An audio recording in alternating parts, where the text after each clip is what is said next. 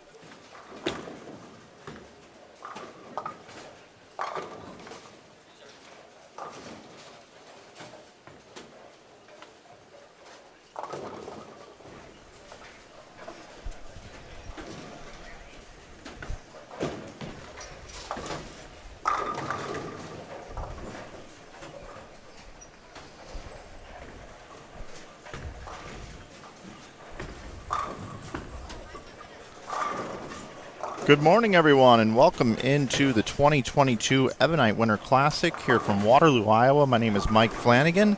15 degrees outside and overcast here as we bring you our opening round coverage of the A Squad qualifying. 7 games for you here this morning from Cadillac XBC, again in Waterloo, Iowa. Glad you're with us here today on Inside Bowling. It's nice to be back in the saddle, back up here in the great state of Iowa. We were at Maple Lanes, the new Maple Lanes, back in September of 2020, and we have 2 events a year here every single year. And this year's Ebonite Winter Classic was actually moved up about a month because of the Iowa State Tournament is being held here at Cadillac as well as at Maple. So this event normally takes place in February, so we're here a little bit early this year.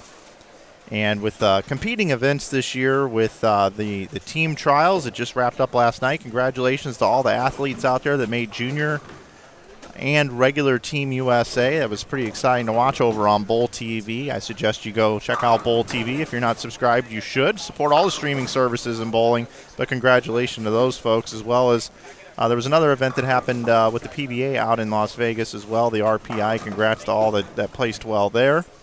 And there's a lot of other events going on this weekend as well, but we still have a really nice field for you here today. We'll go over that with you. We've got 3 squads for you. We've got this A squad here this morning. Got started just a little bit after 8:30 with some practice. It is 8:53 in the morning here now, so got 7 games for you, 4 on a pair. Got 2 pairs for you here this weekend, lanes 13 and 14, 15 and 16, which we're watching right here. I've also got lanes 19 and 20 and 21 and 22 that I'll also check in on from time to time. Want to welcome in all of our viewers. Want to welcome everybody into the chat. I see you all in here this morning. It's good to see you, Larry. Good to see you, Kurt. Good to see you, Greg. Good to see you, Mikey, Gabriel, George, Sue, Sandman, all of you. It's great to have you here tuned in this morning here on Inside Bowling. This event would not be possible without our great sponsors. I want to thank Ebonite, our title sponsor of the Ebonite Winter Classic. Also, the Fall Classic takes place as well. Ebonite, the title sponsor of the Greater Iowa Bowling Association. If you'd like to find out more information about the events taking place here up in Iowa, check out GIBA-bowling.com. Joe Engelkiss and his entire family run these events. It's just not these 2 that we stream that they run. They have a whole bunch of them, and that was almost a strike on lane 14. By plowing into the, what was that, the 2-4 pocket, runaway Brooklyn, and almost gets a strike there. We'll go over the players here in a moment and the pattern, of course. But I do want to thank our sponsors, Ebonite, of course. If you're looking for that new bowling ball, make sure you consider an Ebonite bowling ball for your next bowling ball purchase. They support this event, and they have now for several years. So thank you to Ebonite and the Brunswick family of brands. So some great brands over there being made by Brunswick. Also want to thank Brandon Steen and the folks at USA Mortgage for continuing to sponsor the event. It's a 1-in-3 cash ratio here. About $3,200 on top is usually what it is. There's also a bet you win pot as well, where everybody can pay $10, and if you win the event, you win the bet you win pot. If someone wins the event that didn't get in, it carries over to the next event. I don't know if there's any carryover in this one, but I'm sure Joe will let me know. Also want to thank the Waterloo Convention and Visitors Bureau, who has been supporting this event. You know, this event draws so many players throughout the Midwest and beyond. We've had folks travel in as far as California, Florida, and even up in the upper northeast of the United States, and even some folks from Canada have come down, eh? So thanks so much to everybody that supported this event, and thank you to the Waterloo Convention and Visitors Bureau for continuing to acknowledge the fact that so many people come in and visit Waterloo because of this fine bowling tournament. Also want to thank Budweiser and Bud Light, the official beer sponsors of the Greater Iowa Bowling Association. The OP restaurant over on Ridgeway, I ate there last night. Tom Hess and I had dinner. Wonderful establishment. Andy and the folks over there do a great job. If you're in town, make sure you check out the OP restaurant over on Ridgeway. Also, they have a jersey supplier as well here, official jersey sponsor of the Greater Iowa Bowling Association, and it is Infusion Bowling. You can head over to infusionbowling.com, and you can save 25% over there at Infusion Bowling. And that goes for you, the viewers, as well. 25% GIBA is the code. GIBA, you put that in there, you'll save 25% over at Infusion Bowling. I want to thank those folks for their sponsorship of these events as well. Would also like to thank Kwik Star and Kwik Trip. It's local convenience marts and gas station chains. If you're up in the area, make sure you support those great names and great convenience stores and gas stations. And, of course, where I stay, every time I come up here, I want to thank the Hampton Inn as well for their sponsorship. We got 2 former champions on this squad. We believe this is the 23rd major in the GIBA Association. Daniel Healy, he is in the field, and Tom Hess, who's won the event 3 times, also in the field. We'll have Tom Hess coming up for you here in our next game as he started over on lanes 11 and 12. Today's skip procedure is skip 1, skip 2, skip 1, skip 2, skip 1, skip 2. They're bowling 7 games, and that is how we will bring the bowlers throughout the house for you here today. Bowlers are bowling on a 39 feet in length lane pattern, 2-to-1 ratio, very flat. 28 milliliters in total. There's a little over 12 on the way down and a little over 15 on the way back. So it totals about 28 milliliters of oil. They're using the Infinity oil made by Kegel here this weekend. So that's your lane information, everybody. Also, it's a Brunswick lane surface. This lane surface, I believe, has been in over a decade here at Cadillac XBC. Used to be Cadillac lanes. They converted over to Family Entertainment Center, and that is why it is XBC. They've done a great job here at Cadillac XBC, upgrading the center. Every time I come here, there's something new. Got a nice game room, and of course the 36 lanes here that we have here at Cadillac XBC. Joe Engelkiss in the chat says, thanks for streaming today, Mike. He's also bowling. I think he's playing a little bit of makeup here because he made all the announcements earlier today and forgot to tell the bowlers that we were streaming, so I think he's trying to be nice to me. Let's see. Good morning to Donnie, TMT Bowling, Scott Alderson, Matthew Anderson. Have they wrote the Tom Hess check yet? Yeah, you know, he is the favorite here this weekend. Loomhouse says, finally the best bowling stream is live. USA Bowling would only tease for a 30-minute to an hour stream. Thankful for Inside Bowling. Hey, we appreciate it. They are a paid service over there, and they had multiple pairs going. And here you just kind of see one feed, but we do appreciate the support. And John Moore, tuning in from England, says, good afternoon from a very wet southern England. Well, it's a very cold Waterloo, Iowa. Let me tell you that, John. And I appreciate those kind words as well, TMT. And greetings from Ohio, Kevin HD. Hello there. How many bowlers are there? That's a great question, Jonathan. That's what I'm going to go over next. I want to welcome in all 228 viewers here already here today. Do want to let you know a couple of other ways that you can support our stream. We do offer free streaming services here. Always have, and from what I understand, always will. And there's a couple things that we do like you to do, though. We do have a small fee for tuning in. One fee is that you like the video. Another one is to subscribe to the channel. We're approaching 50,000 YouTube subscribers. And also follow us over on social media at Inside Bowling on Twitter, Facebook, and Instagram. So if you do that for us, that's great. And then if you really want to support the stream, we do make bowling T-shirts, everybody. We do make bowling T-shirts and hoodies. They're available over on our website at InsideBowling.com. If you use that coupon code YouTube on the bottom left-hand side of your screen, you'll save 15%. And just real quick, because it is all about me, and I do love to get airtime from time to time, I'll bring it into the booth for a moment. I am wearing one of these shirts here today. This is one of my new favorite shirts that we have. It's striking out in a 10th. The logo may look a little familiar to you here, but this is one of my favorites right here. Hello, everybody. Glad you're with us. I'll take it off of me. I'll get us back out to the lanes, of course, but I just wanted you to see this this wonderful modeling that I'm doing here today with our striking out in the 10th T-shirt. All right, let's get to the bowlers here. I'll introduce the players that we have here on lanes 13 and 14 and 15 and 16 now that my sponsorships are out of the way here. Here on lanes 13 and 14, we've got Hunter Sanders, Jordan Schopner, Clayton Reed, and Johnny Davis, along with Michaela Kelly, Chris Wiley, and Logan Williams. Those are your bowlers here on lanes 13 through 16. We do have one bye in there.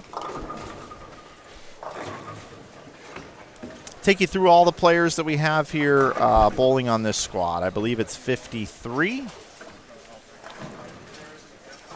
Down on lanes 3 and 4, we got Alex Denton and Zach Denton with Nicole Peterson. Lanes 5 and 6, we got Trevor Blessing Light, along with Alec Riesland and Lance Rockwell. Down on lanes 7 and 8, we got Jake Cook, Bailey Palmer, and Jason Miner. On 9 and 10, we have Jared Durant, Daniel Healy. Again, he's a past champion. And JJ Seba. On 11 and 12, we got Greg and Joe Engelkiss, along with Matt Gasson and Tom Hess. They will be up next on our stream for you. I already covered lanes 13 through 16, so I'll skip down to 17 and 18, where we have Kenny Calkins III, along with Sean Riley, bowling with Russ Cruz Jr. and Dwayne Kiltz. On 19 and 20, we have Andy Aries with Troy Fuller and Quentin Bolin. 21 and 22, Kyle Kroll, Josh Powell, Adam Morse, and Matt Schluter. 23 and 24, we got Seth Techtmeyer and Zach Van Dusen, along with Isaac Goodman and Bridget Jacobs. Bridget's actually on 25 and 26, bowling with Brandon Mooney and Mike Bruning. On 27 and 28, we got Richard Bates and Travis Knapp, along with Ryan Stubblefield. 29 and 30, it was good to see Don Breeden here this morning. DJ Breeden is here, bowling with Dave Kuchera and John Shaw. Over on 31 and 32, we got Jordan Eli and Steve Foss, along with Mike Allen and Tyler Zink. And rounding out our field here this morning, 53 bowlers in total, Roger Harford, Jamie Husabo, and Greg Olson, not the former tight end from the Carolina Panthers. Speaking of which, Greg Olson, I really enjoyed his commentary this year in the booth. I think he's doing an excellent job. I believe he's on the Fox broadcast. So congratulations to Greg Olson and the great job he's been doing as a color analyst for Fox. I believe they're the number 2 team behind Joe Buck and Troy Aikman.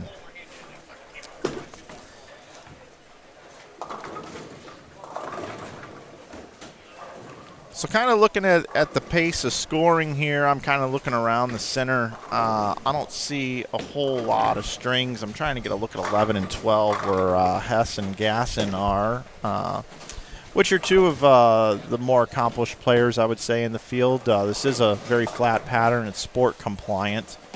So typically the folks that bowl on that a lot, especially on a national level, usually are kind of the favorites coming into these events. I'm looking down at Hess, and what a year he's had. He's going to join me on the B squad, and I'm actually going to spend probably about an hour doing more of like a podcast with you guys, talking to Tom about his travels, his journeys, his great year he had last year. But I also want to dig a little bit deeper, and I want to talk a little bit more just about his career, his entire career. So we're looking forward to that. I'll have that for you during the B squad here today. I know that his daughter Megan is bowling on the B squad, but he said he'd give me an hour, and I want to take full advantage of that hour with Tom a little bit later here today.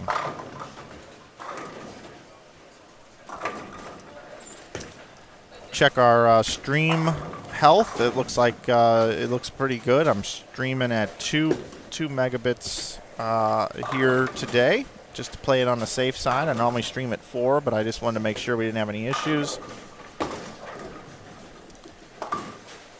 Check back in on the chat with you guys. Am I sounding loud and clear? You guys can hear me okay and everything? Just making sure the soundboard's working well. I like to check in on those sorts of things. I want to say hello to Carlos, Loomhouse, Sir Tenley, Howard, Donnie, of course. How you doing, Donnie? Carl, Scorpio 2001 from Germany. Thanks for joining. Kurt Thompson is pulling for Ryan Stubblefield. Yeah, Josh, the dude on 13 guttered on a spare. Yeah, yeah.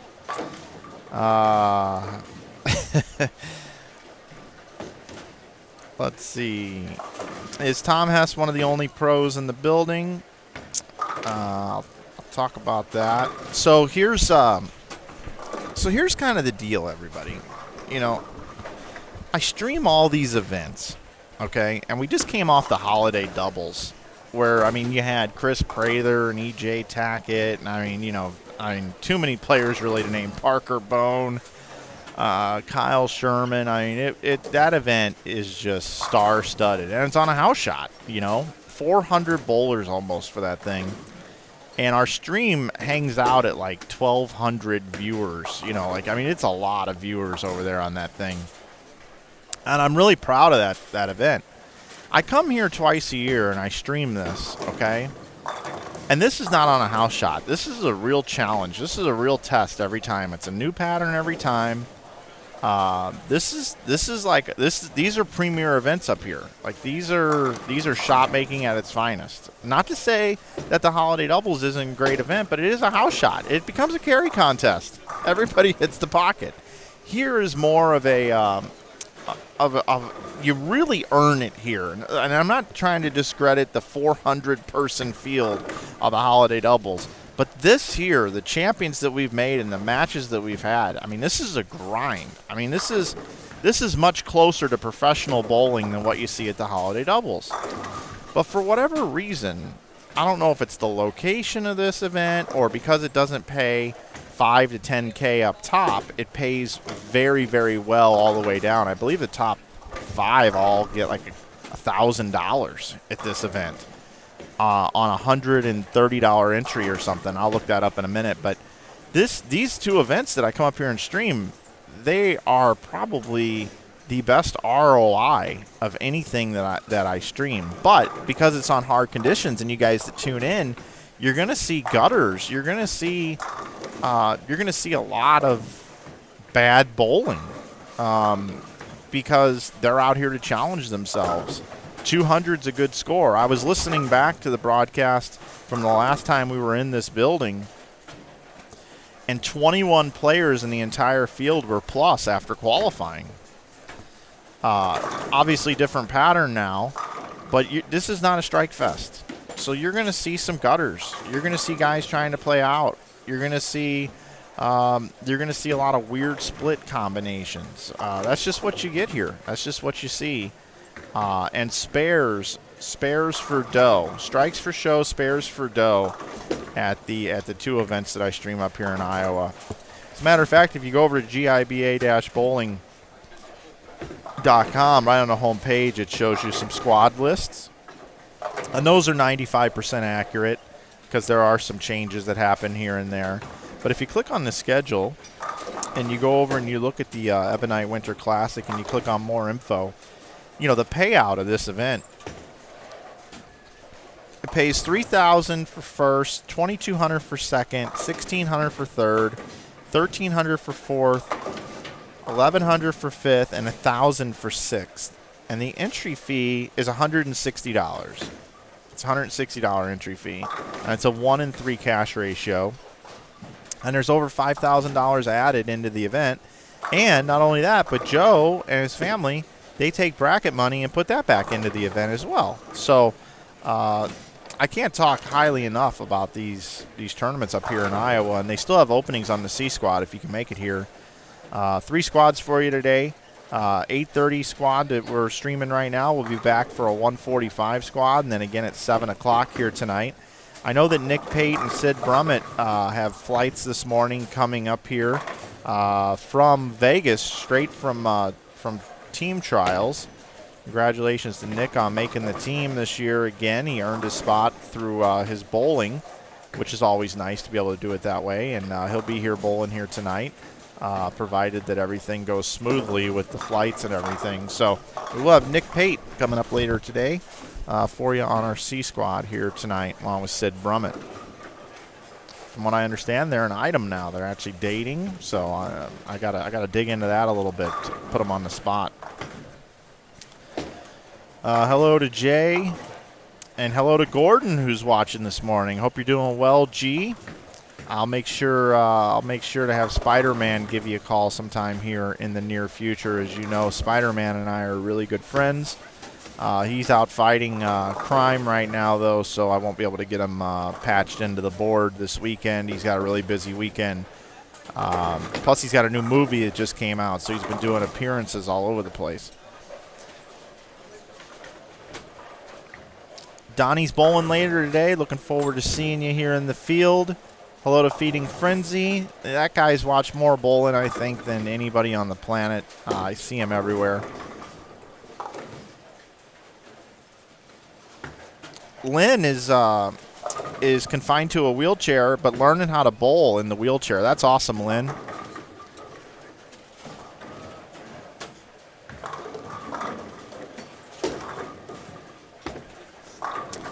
Martin wanted to know about the oil pattern. I did cover that already. It's 39 feet in length, 2-to-1 ratio, 28 milliliters of oil on this Brunswick anvil lane. What makes this oil pattern so challenging?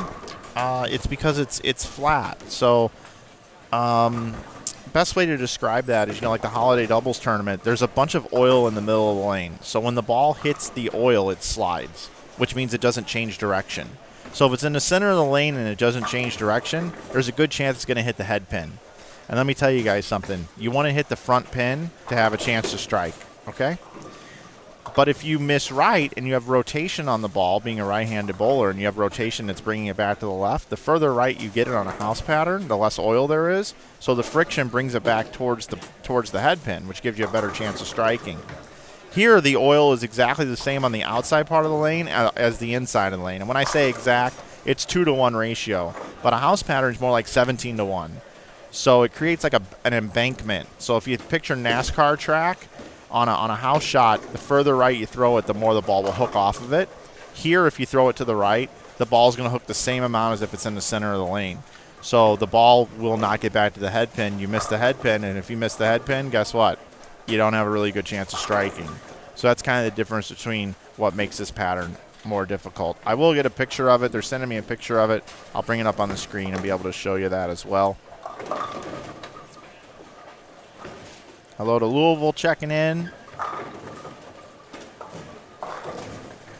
And thanks to everybody that's been subscribing to the channel and liking this stream and supporting our merch store over at InsideBowling.com. We greatly do appreciate it.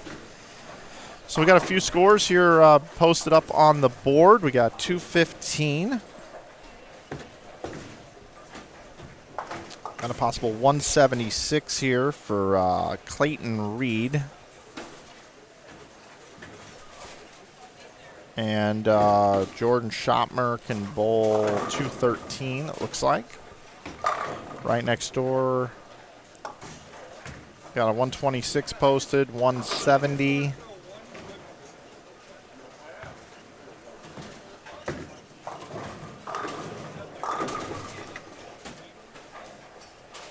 Nice start here for Michaela Kelly.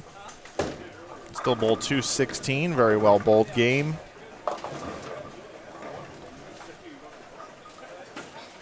Chris Wiley can, we'll see if he can convert this 2-4-10. I've got some faith in him converting this thing. A lot of college bowlers in this event. There it is. I told you he was going to pick it up. Let's see if my replay is working here today.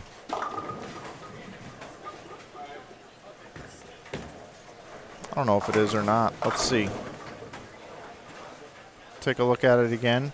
Wow, why did that go that far back?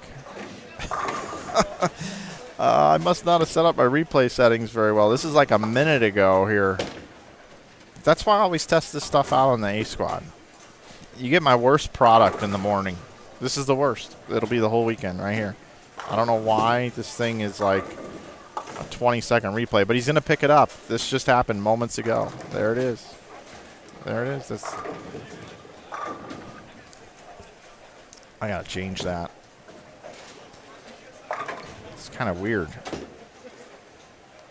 Configure my replay. I had this thing. Oh, it's in at 30 seconds. That's a party foul on my part, everybody. My apologies. But we're back up and running now. Anyway, Chris finishes after that. He filled it up, so he got 10 extra out of that. Still working on the scoreboards, trying to get him the way that I want him, but 183 for Chris. I'll check in over on lanes 19 through 22. You see the scores up on the board: 161, 179, 233, 203 with an open in the 10th. That's no good. Let's see, who was that? Matt Schluter. Looks like. No, this is Matt here.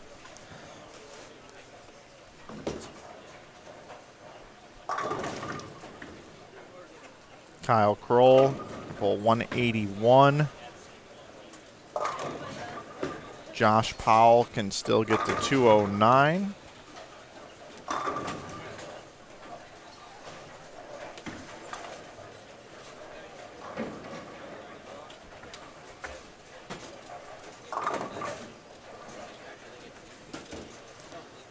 Matt Schluter actually here has, can't tell what he has left here, but you see 4 strikes up on the board.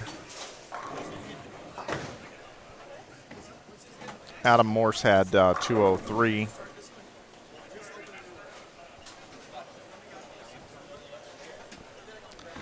Hey, shout out to John L. with the super chat. Really appreciate the $10 donation here to the channel. Thank you so much. He says here, thanks for the stream. Have a great and trouble-free event this weekend. Boy, I certainly hope so. Roblox Jimmer says, I'm 11 years old and I've bowled a 101 a few days ago. I'm so happy. Hey, breaking through to triple digits is always a plus. It's always a good thing. You know, you actually, believe it or not, you can look this up.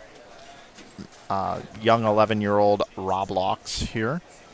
Your 101 score actually beats a professional bowler's score. So you're that far along.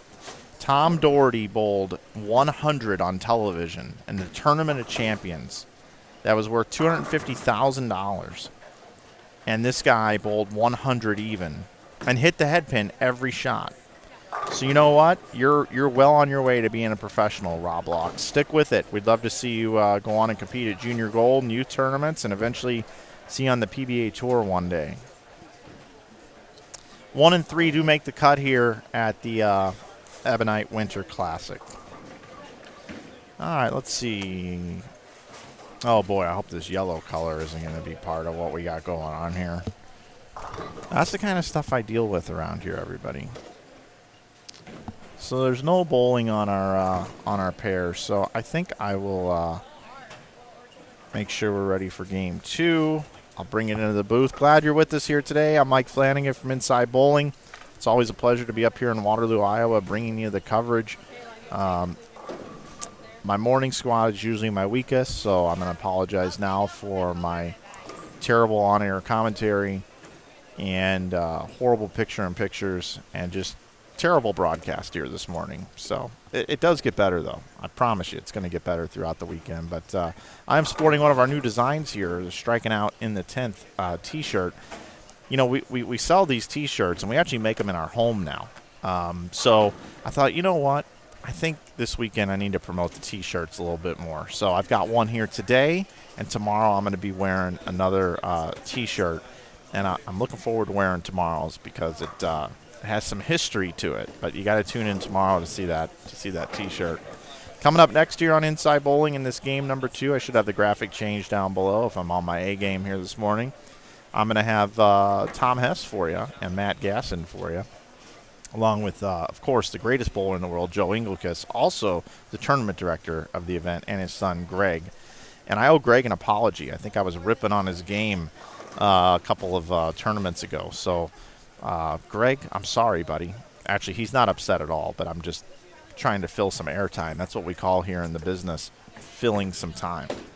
But I think I'm going to go ahead and fill up our broadcast with some bowling because I think these guys, they are a little bit older, so they do take a little bit longer to go from pair to pair. But I think we might be ready to go. And here we go. I'm Casey Kasem. I don't know why I just said that, but I used to listen to Casey Kasem. I'm Casey Kasem. I've got a special request and dedication. I want to thank Lynn for the $5 in the Super Chat. Thanks for the donation, Lynn. Really do appreciate that. This Super Chat thing has been unbelievable.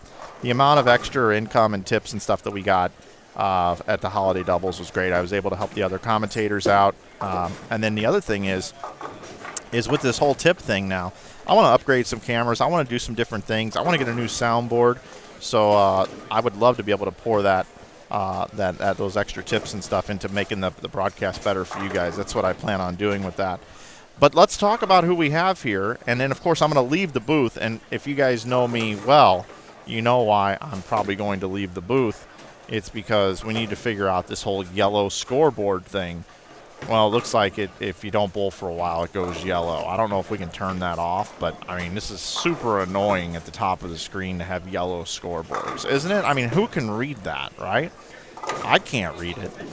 But let's talk about who we have here. We have Tom Hess and Matt Gasson are paired up together.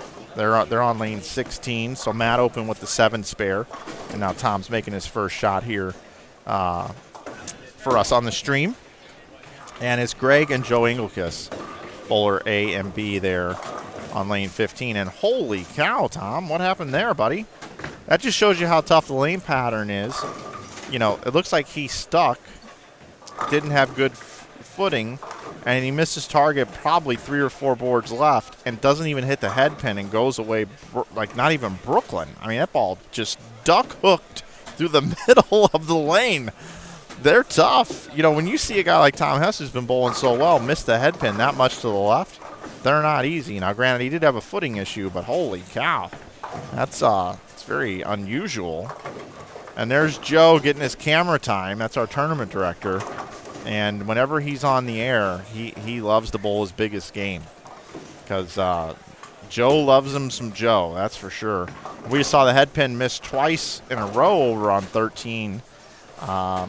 And I'll tell you who we have over there. We have 3 bowlers over there. Jared Durant, Daniel Healy, and J.J. Seba. Healy and Hess, again, past champions, so you do get to see 2 past champions compete out here on the lanes here in this game number 2 of 7. Again, the skip procedure is skip 1, skip 2, skip 1, skip 2, and so on. And that's how they'll get through the building here at Cadillac XBC.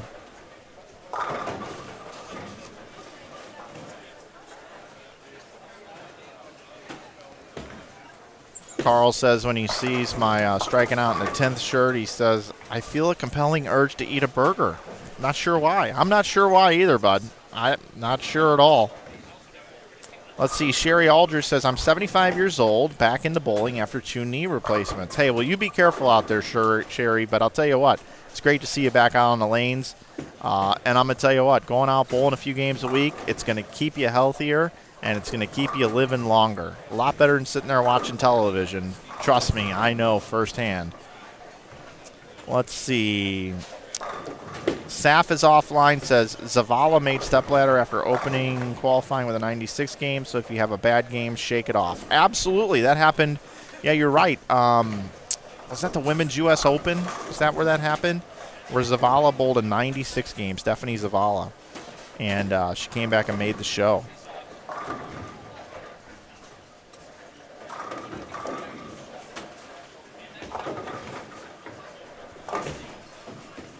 Here's Tom, much better posted shot, comes in light, leaves a 7-pin for the mixer. I'm reading the chat here. Hello to Shane, thanks bud. And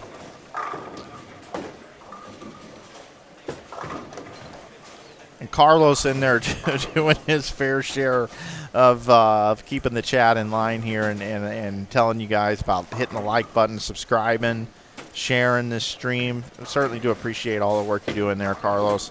Carlos, believe it or not, everybody, this is a little inside. This is what you call a little inside information. That's what we call here in the business.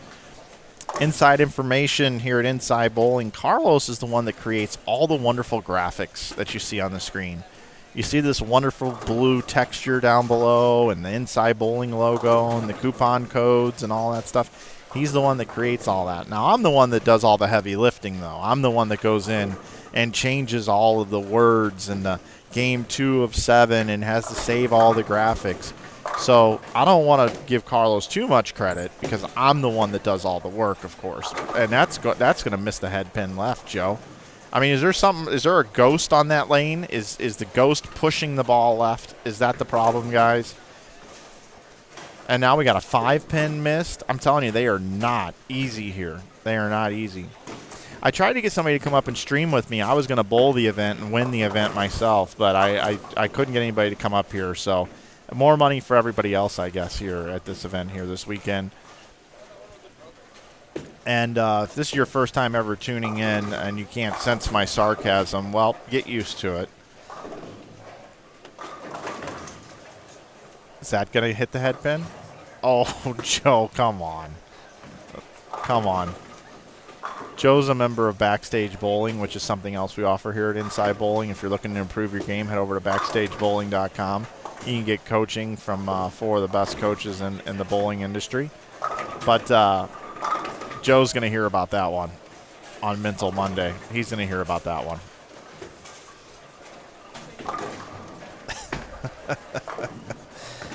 Oh, look who it is. It's Lee Bedoris here in the chat. Good morning to you, Lee. Hope you're doing well, my friend. It was great to spend time with you at the holiday doubles. But yeah, Carlos also makes all of our thumbnails for us. He also does all the t-shirt designs for us. I'm going to tell you something right now. If I didn't have Carlos, I wouldn't be doing this. So everybody give a shout out to Carlos in the chat. He's unbelievable.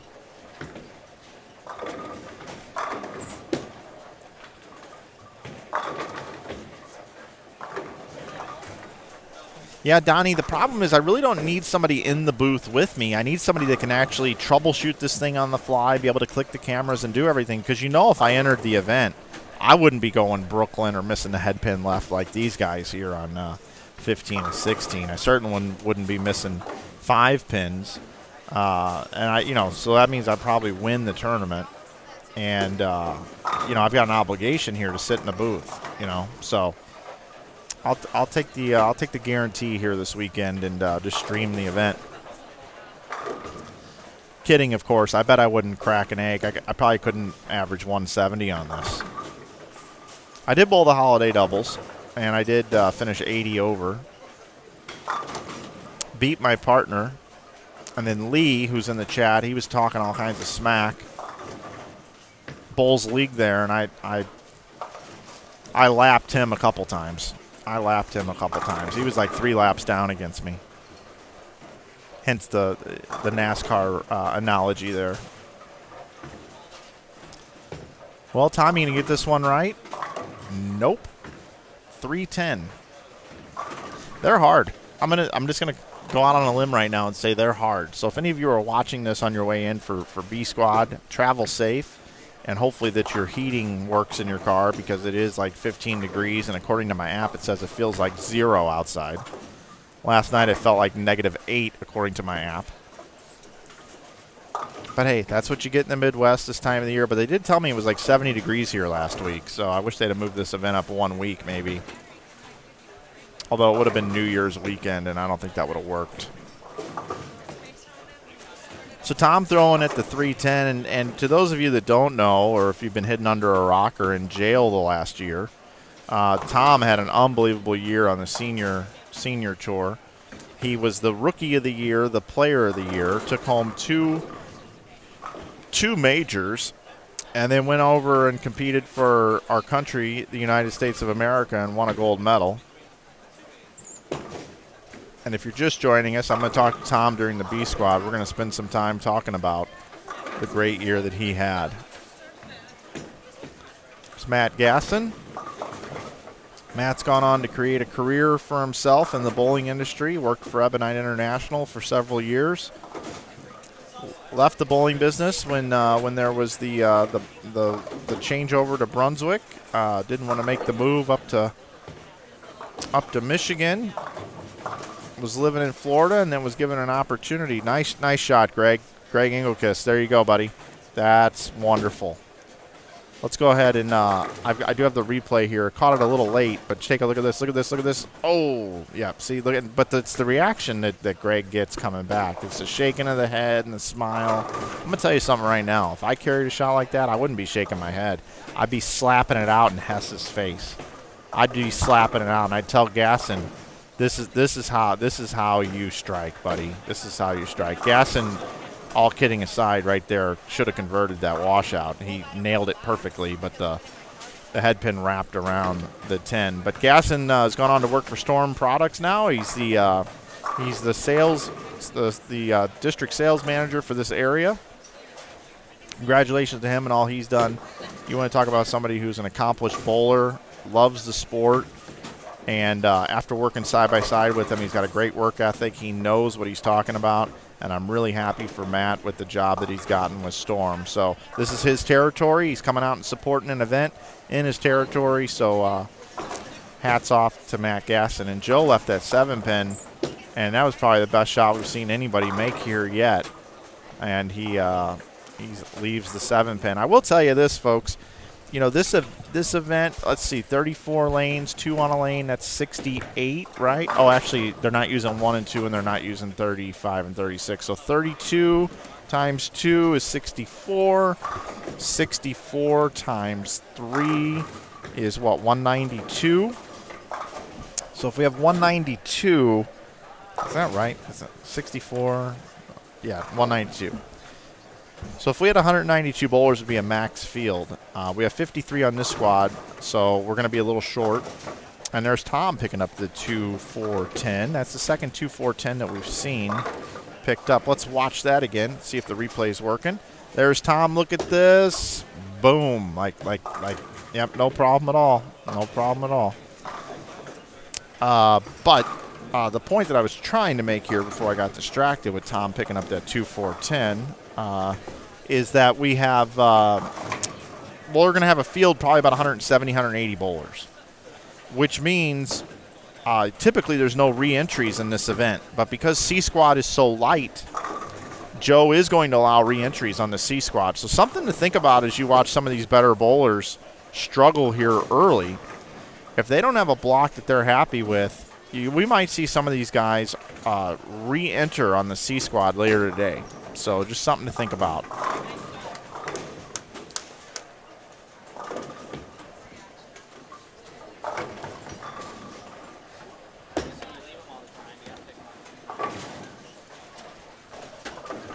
Yep, Donnie, you're right. I would be shooting 300 every single game. I'm just that good. I appreciate that very much.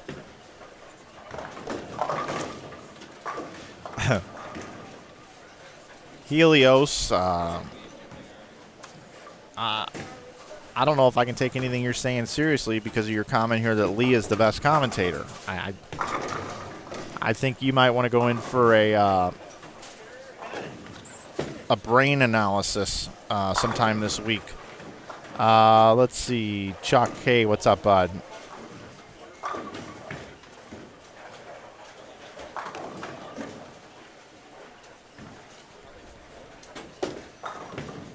Roblox, thanks. He's got to go soon.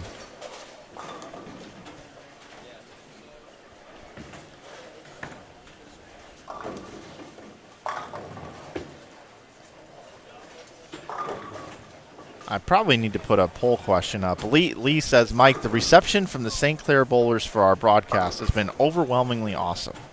Well, that's because I paid them all to tell you what a great job that you did. Let's see. And Lee, he just takes a whooping. He just takes it from me, which I love it. That's what you need. You know, to be successful in radio or TV for these goofy things like what we do, you got to be able to cut up with each other, and you got to have thick skin. And Lee has got some of the thickest skin I've ever seen in my life. As a matter of fact, I wanted to try to cut some off of him and sell it on eBay, but he wouldn't let me. Let's see. Footing looks like a problem. Yeah, I'm seeing that too, especially over here on this lane 15. It's like the bowlers can't slide. Nick Pate, Sid Brummett bowling on C Squad. You're right, Donnie. Let's see.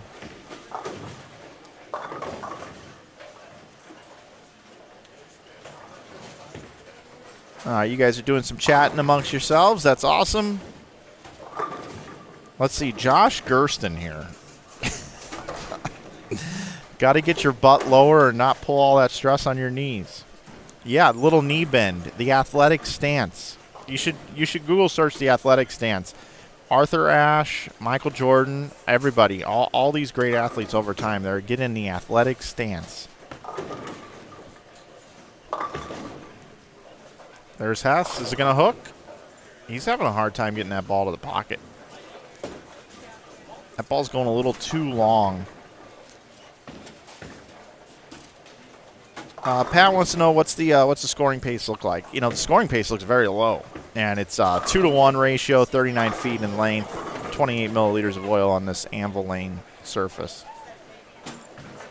Oh boy, Storm B28 giving me a hard time about my stock tip from 3 years ago about Movie Pass. Let's see.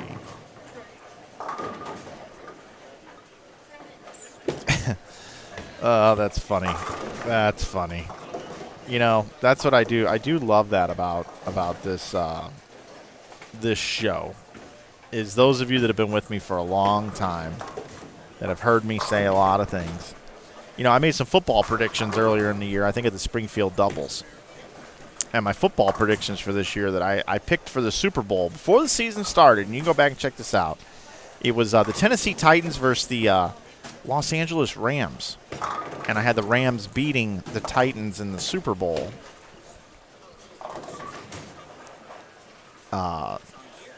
Which would have been a matchup from 1999.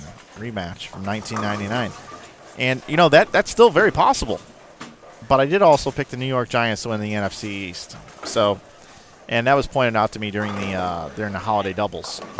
Of course, not my Super Bowl predictions that are still alive, but instead, of course, that I picked the New York Giants to win the NFC East. I just thought when they added Galladay and, you know, Saquon was supposed to be healthy this year, and I thought Daniel Jones would take the next step. They improved the offensive line.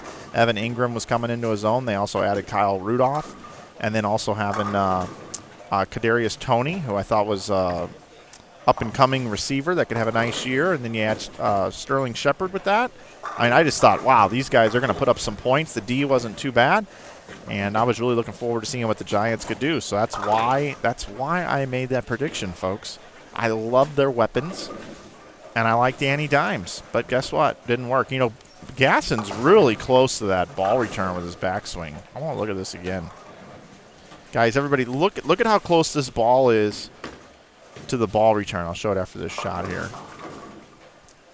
Ball just does not want to hook off the end of the pad. And watch this. See how close that is? You're probably saying, can you put that in slow-mo, Mike? Well, I probably have the ability to do so. I wonder if I can do that. Let's see something here. I don't know if it'll let me or not. One day I'll learn how to work this stuff. Anyhow, yeah, that's all I got for you on that. But, I mean, he is right next to that ball return.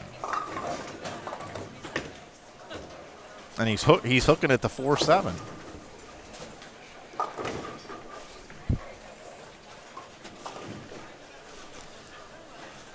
So over on 13 and 14, what do we got? We got a whole bunch of splits up there. 7 counts. That's when you know they're hard, when you see a bunch of 7 counts, 8 counts, 5 counts, 6 counts. When there's a bunch of 9 spares up there, scoring pace is pretty high. 9 spares and strikes. Or 9 outs and strikes and spares. But when you see 7s and 6s, that means at the break point, it's tough to get the bowling ball to do the right thing. And it's tough to get it to the proper break point.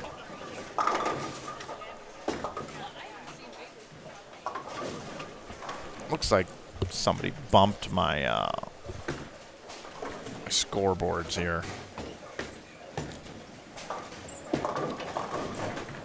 Make a little adjustment here.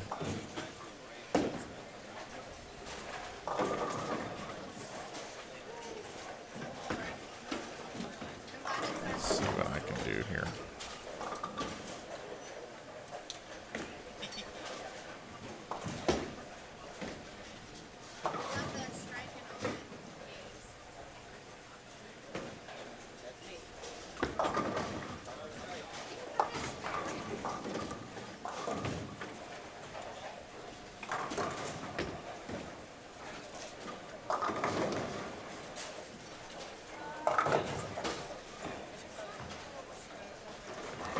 All right, let's see if this is any better.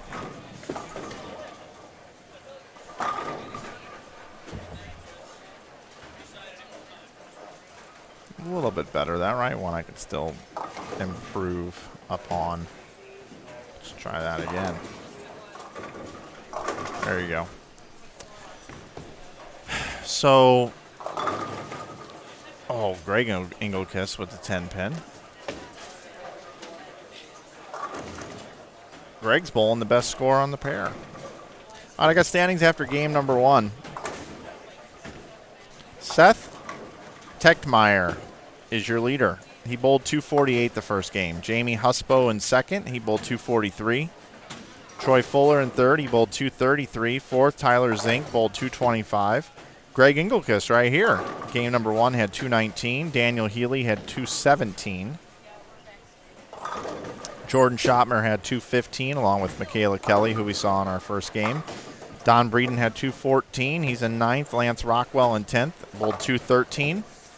Trevor Blessing Light had 211 along with Richard Bates. A couple of 210s by Hunter Sanders and Dwayne Kiltz. Dave Kuchera had 209. So did Jared Durant. Tom Hess started with 206. Greg Olson 205. Adam Morse 203 and Jordan Eli 201. 20 players had a score of 200 or above. Jordan Eli being the 20th player to do so. 53 in the field. 20 out of 53 or plus after game number 1.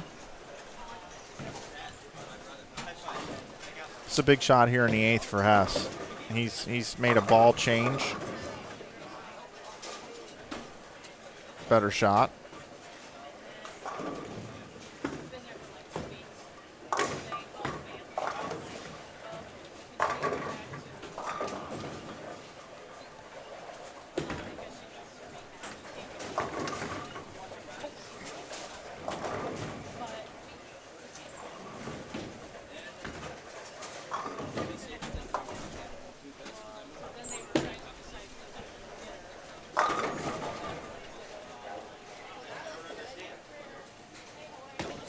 Doing a little housekeeping here.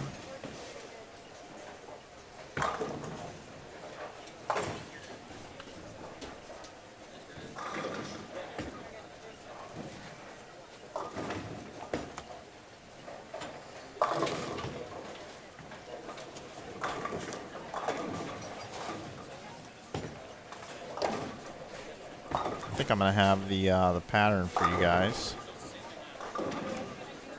Oh, that's bizarre. Okay, let's see here.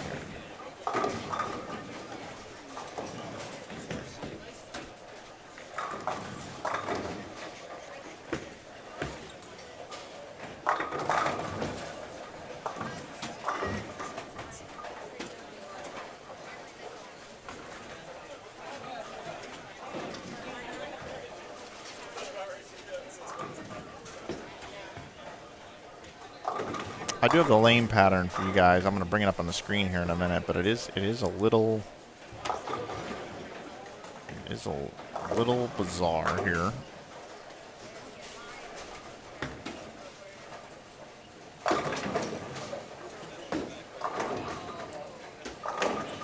There we go.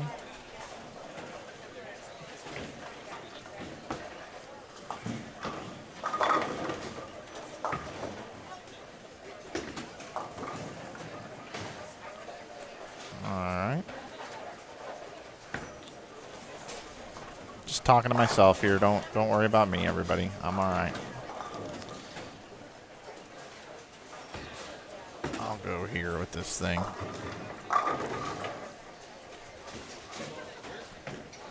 There we go.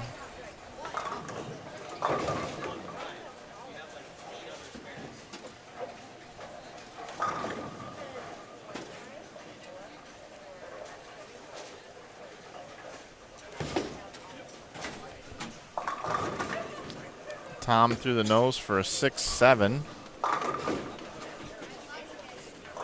With count here, best Tom be in the 180s.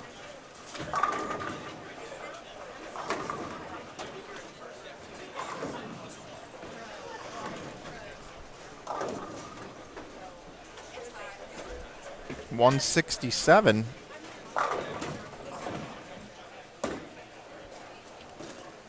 For our former champion.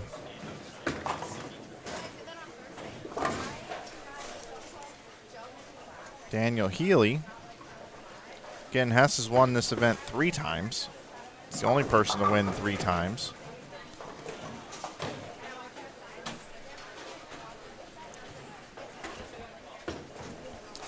All right, real quick here. I do have the lane pattern for you guys. There it is.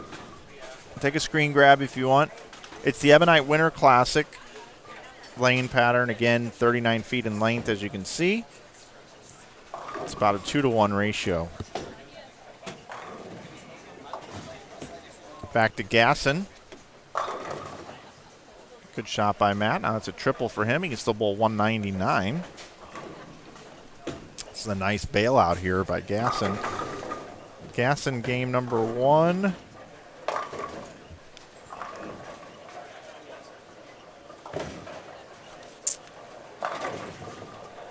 Had 196.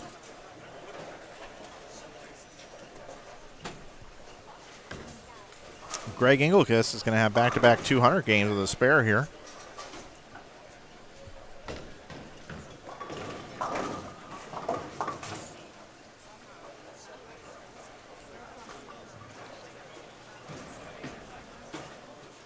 Oh, wow. Is that going to hook? Gasson playing way out by the gutter. 195. So 196, 195. That means he's pacing to bowl 194 the next game.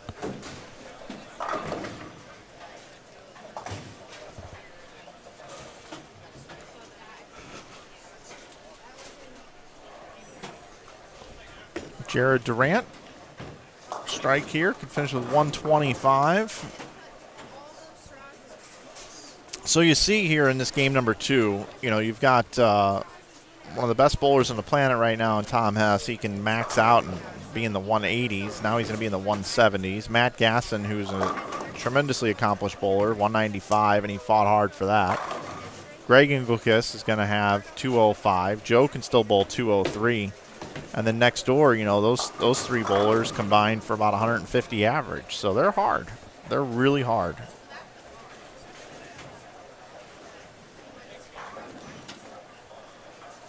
Well, welcome in almost 500 viewers here we've had up to here today.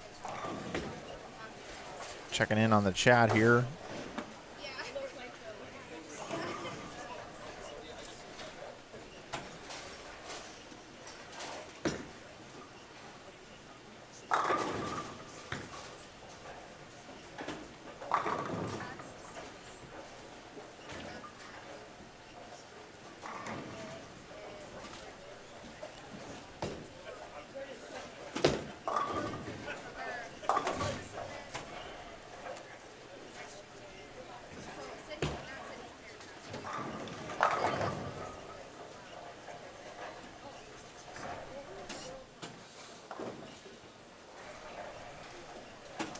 Herb wants to know, am I streaming the Bradley in Louisville this year?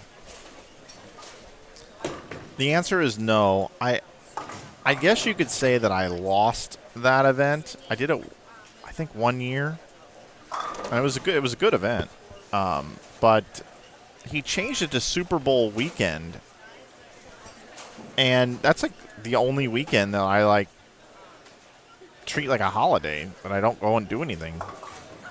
And I'm like, dude, you're doing this on Super Bowl weekend? So I think Emil's doing it, and has been doing it, and Craig Elliott was doing it. So great event. I love Jason. I love the whole deal. But, yeah, he moved the weekend. And sometimes you just got to draw a line in the sand, and you got to commit to some things you want to do. And I love watching the Super Bowl. I really don't want to give that up. I don't want to be driving or flying in the air when the Super Bowl's going on. So you pick your battles sometimes, you know. Folks, I'm going to step away for a minute from the broadcast. I'm going to try to work on these scoreboards. I'm not real happy with what they look like. So I'm going to work on that. We got game number 3 coming up here from Cadillac XBC here in Waterloo, Iowa, 2022 Ebonite Winter Classic. I'll be back with you for game number 3 here coming up in just a moment. There is no bowling going on in front of me on any of the pairs. I do want to check this pair. See, people are moving these things. Somebody's sitting at that table.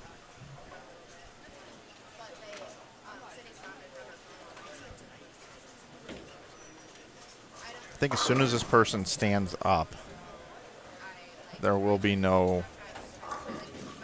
issue with these scoreboards. But I'll get all that figured out. I'll be back in a minute.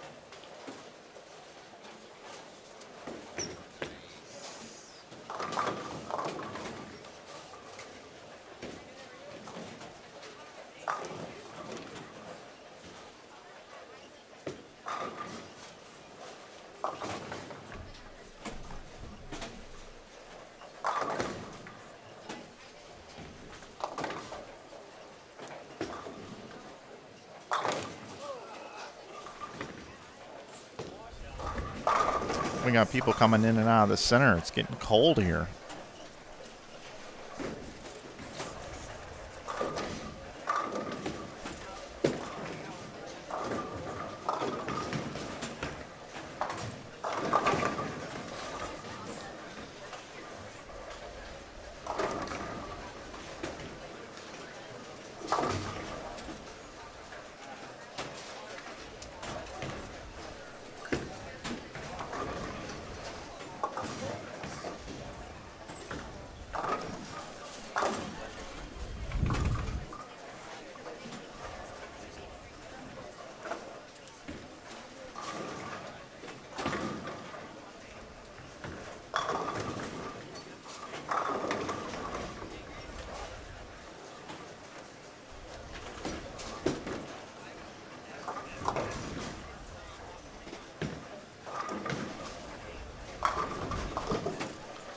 Andy Buelo offering some analysis of the lane pattern here, or the lanes here. He says that the this Pro Anvil lane that they have here was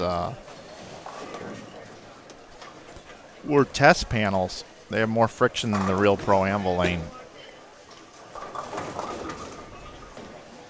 I will say, though, from the events that we do have between here and Maple, the old Maple and this Maple lanes, the AMF lanes still hook more than this, in my opinion. These may be more friction anvil being test panels, but the AMF ones still hook more, from what I've witnessed from these events that we stream.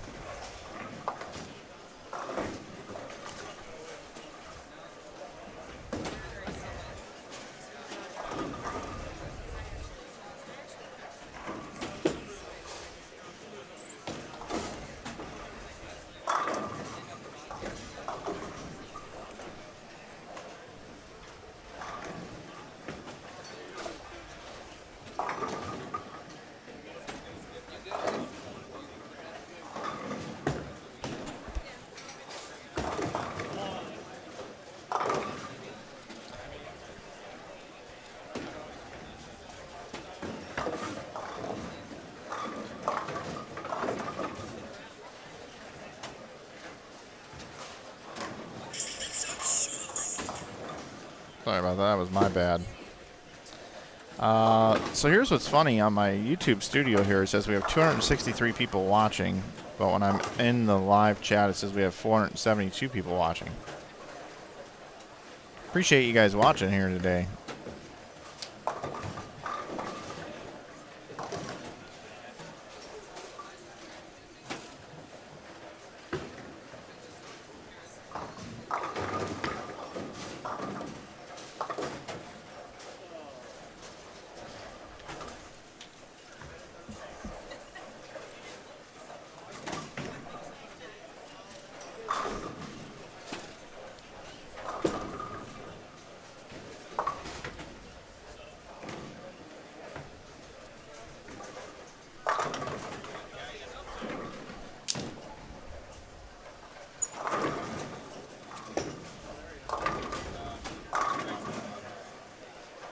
Well, Tom Hess is starting to feel it.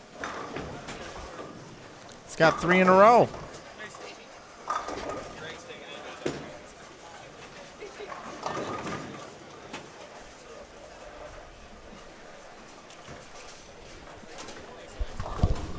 That is Dan Healy, right? Yep. Okay. Yep. I wasn't at the event that he won. Yep. Yep. All right, I got scores after 2 games, everybody. But before I do that, I'm going to put out a poll question. How many bowlers are plus after 2 games?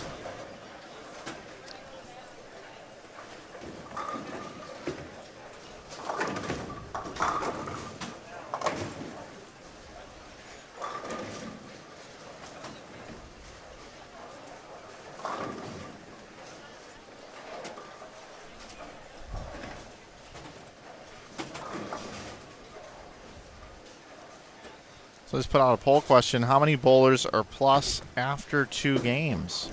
We have 53 bowlers in the field. Over or under 10 bowlers? I'll leave this up for about a minute, then I'll go over the standings as we watch Greg Engelkiss. 2-8-10.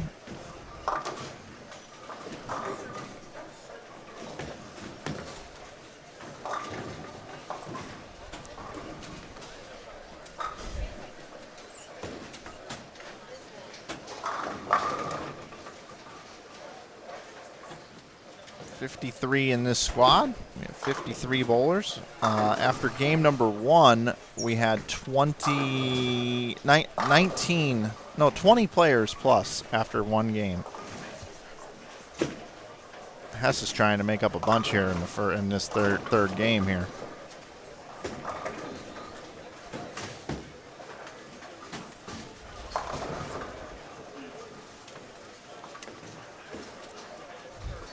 I like Kevin. Kevin says, well, it must be 9 or 11. I'll take the under. I'm going to go ahead and end the poll. 55% of you say under. Well, here's the answer. 9. 9 are plus.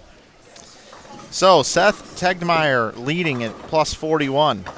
Greg Engelkiss in second, right here on your screen, plus 24. Tyler Zink is in third at plus 11. Trevor Blessing Light is in fourth at plus 6. Greg Olson is in 5th at plus 5. Jordan Schottmer is in 6th at plus 4. 7th is Jamie Huspo at plus 2. Michaela Kelly is in 8th at plus 1. Richard Bates is even at 400 for 2 games in 9th. Matt Gasson is 13th, just to let you know, at minus 9. Tied with Troy Fuller. Tom Hess is minus 24 in 23rd position after 2 games. They're hard. They're really, really hard. That's why this 4-bagger by Hess is so impressive. We've seen 2 8-10s or 2-pin combinations left a whole bunch here so far today.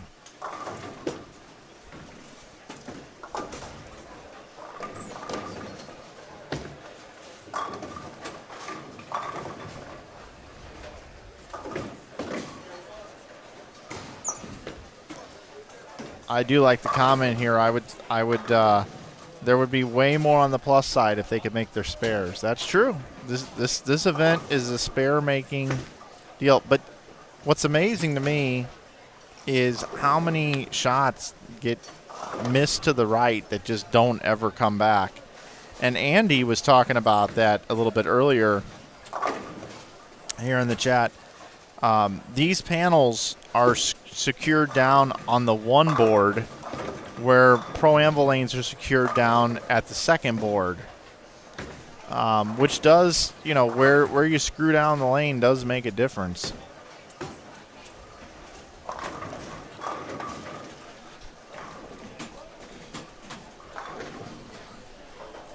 I will tell you guys this is going to be a long day of bowling.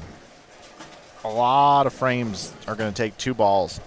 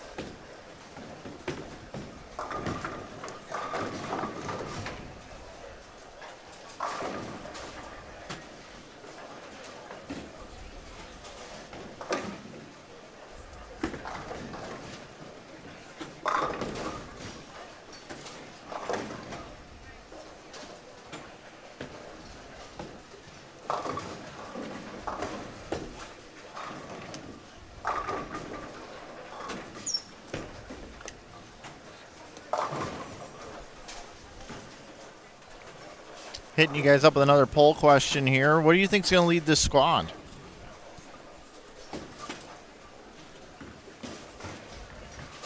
Over 100, 90 to 99, 80 to 99, or 79 or lower. Is Logan Williams bowling A squad? I'm being asked. Yes, he is.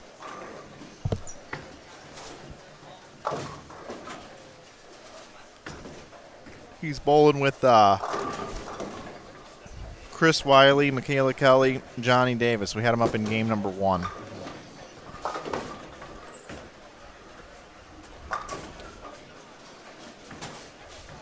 Oh, wow. Justin's got a Columbia 300 Aftershock. I got to tell you, that was one of my favorite balls. You got the blue one or the red one?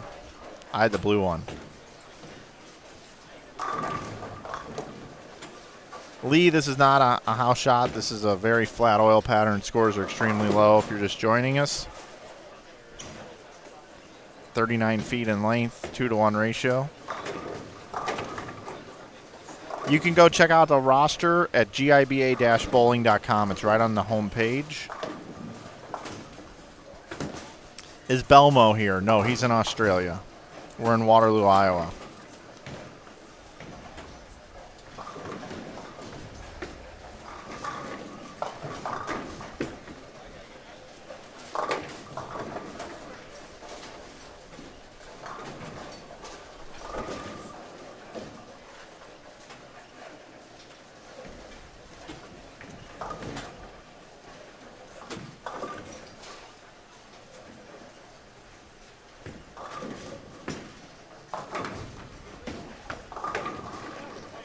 For those of you that wanted to see the lane pattern real quick, I'll give it to you. There's the lane pattern. Take a screenshot of it. Take a look at it. There is your lane pattern.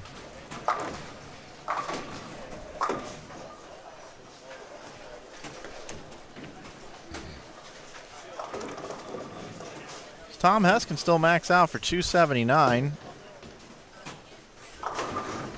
Looks really good, Tom. He's playing more towards the center of the lane now, more in the track area, I would say.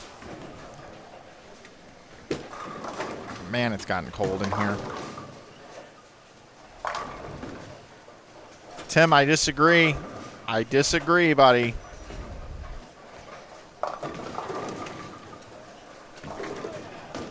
Yeah, we did have a nice conversion on 19.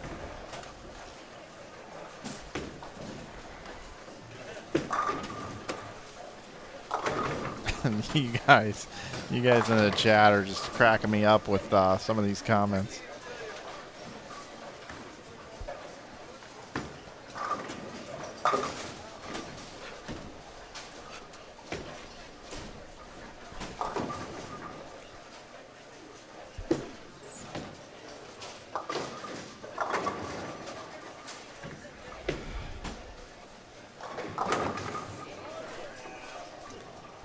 Greg Engelkiss is in second.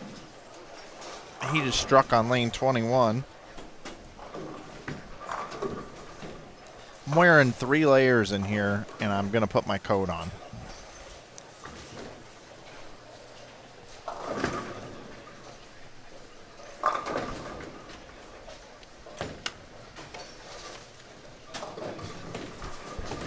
I'm going to share something with you all that has nothing to do with bowling.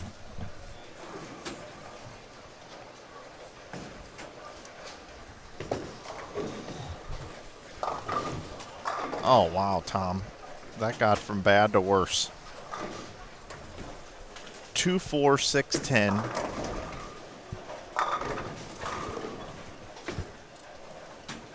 Tom, we've already seen Tom pick up the 210 here today.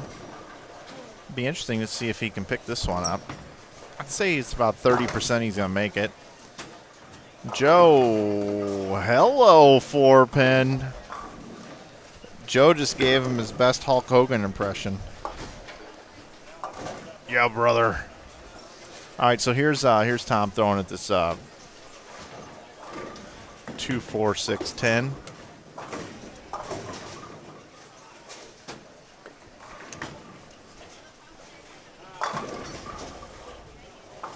I wish somebody would leave the 2, 4, 6, 8. That way I could do the whole who do you appreciate. But I don't see that left very often. Gasson now looking for a double. Greg and Joe got the family double up on the board. Gasson moved in a little too. Oh, paid the ultimate penalty, 410. It wasn't that bad. I think Gasson made a nice run at the Bradley a few years ago when I was streaming, if I remember correctly.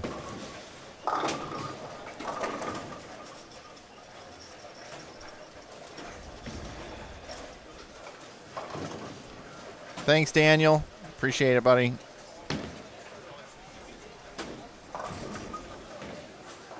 Craig Angle kiss, according to YouTube closed captioning. That's funny.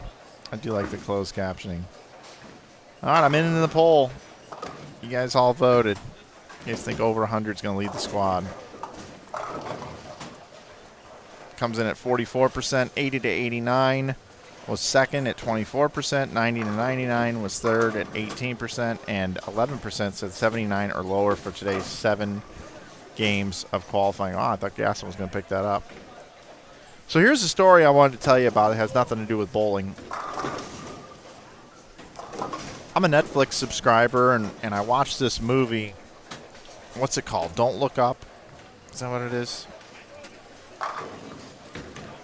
Yeah, Don't Look Up.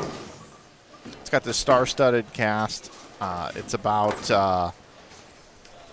if an asteroid or meteor was going to hit the United States, or hit the planet Earth, I should say, and what would happen. So, you know, there's been several movies like this made. I'm a big Armageddon fan. I prefer Armageddon over this film.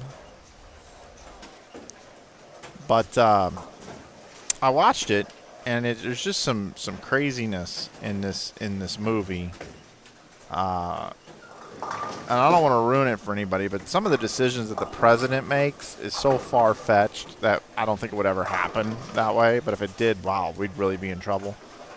But the reason why I talk about all this is I watched Armageddon again. And then yesterday I was on a phone call with one of the clients I work with, and we were talking about this movie, Don't Look Up. And I have a pretty strong opinion of this movie. I don't think it's very good. But I suggest you go watch it, though, and judge for yourself. But so I had this dream last night, everybody. And I woke up at like 6:05 this morning from this dream. And the dream was that a meteor was coming for Earth, and it was real. It was really happening. And I woke up with this whole different perspective on what matters in life. And in the dream, I guess I was trying to figure out a place to go and potentially be safe through this, you know, the end of mankind as we know it would be over if this thing hit our planet because of what it would do to the oceans and the climate change and all this stuff. So I woke up this morning and all I could think about was I need to not do anything fun for myself at all for the next like 5 to 6 years and just work every day, sleep and work, you know, drive Uber if I have to, whatever, to build as much personal wealth as possible. And then I need to figure out how to build a bunker with some sort of power generators that can last 30 to 40 years, that could potentially use some solar sunlight if there even is any in that situation. And then I couldn't help but start thinking about how much bottled water would I need? How much, you know, what could I eat for years and years to come? Can you freeze meat? Like, you know, could I like have like 10 cows frozen in freezers? What would I use for electricity underground? how could I make all that work? What about water to take showers? And then I could have a few people down there with me. And who would I want to have down there with me? You know, obviously family and significant other, obviously. But then I started thinking about things like, you know, let's just say I was able to build this and construct this. You'd want to be hidden away from the outside world, because if somebody saw you, they'd come knocking on your door and want in. So you got to be concealed, and then whoever built it for you would have to be sworn to secrecy. So they wouldn't, like, tell people, oh, if you go here, Flanagan's got this place that you can live, because you just couldn't take that many people in. And I sat there this morning from 6:05 in the morning to 6:25 this morning thinking about this. What would you do if a meteor was headed for our planet and we couldn't launch people into space to drill into it and have a nuclear bomb blow it up like in the movies? Like, seriously, could we do that right now? Armageddon could do it in 1997. Can we do it in 2021 for real? 2022 we are now? Excuse me? No. I don't think I don't have faith that we could do that. And then I started thinking about all this political stuff about how we've taken money away from the space program and we don't spend enough on that stuff. So, man, I mean, talk about something weird to wake up to. But, man, when I woke up, I was, like, sweating. I was so worried about this. So it's all based off watching these freaking movies. But, man, that would be insane, wouldn't it? Like, we should all be figuring out how to build bunkers.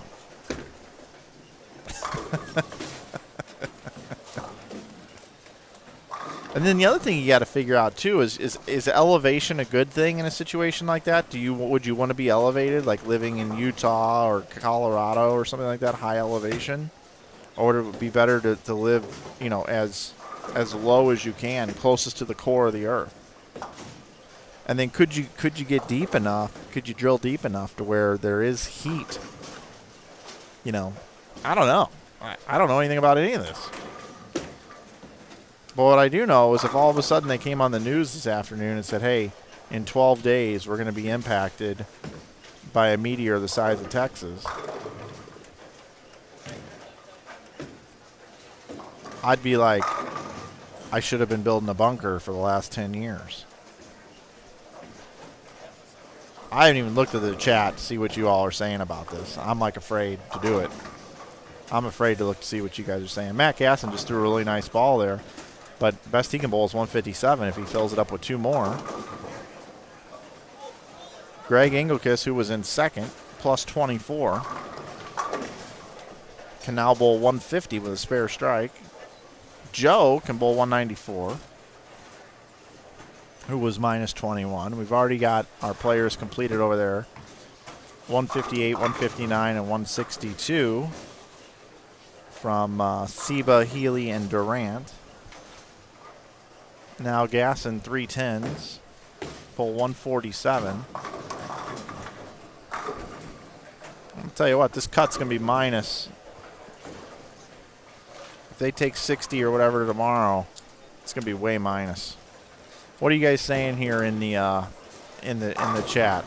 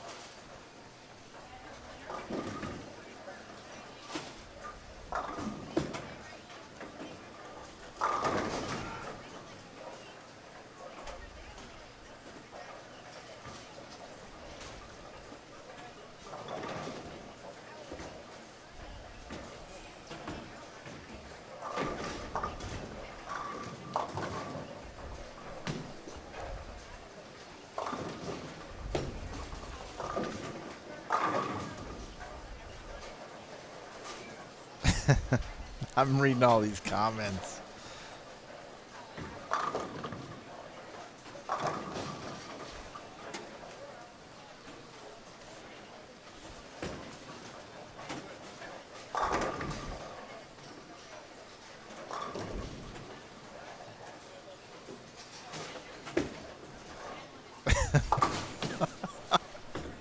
I think the best comment I see here is, as long as Bruce Willis is in charge, then we are fine. Baba Booey in the chat. Mike, I think you need to stop watching movies. Oh, man. Yes, Tom Hess is bowling in jeans. And if you join us for the holiday doubles, you'll know that Dennis Hacker's favorite Neil Diamond song is Forever in Blue Jeans. Man.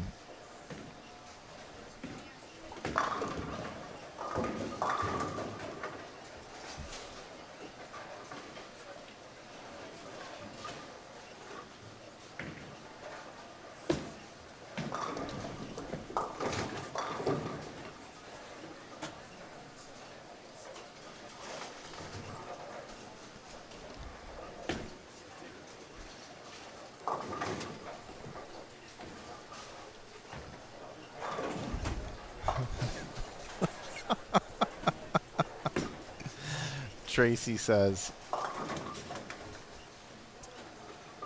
if you were wearing 3 layers in a bowling center, imagine how many you would need living in a bunker for 40 years. That's right.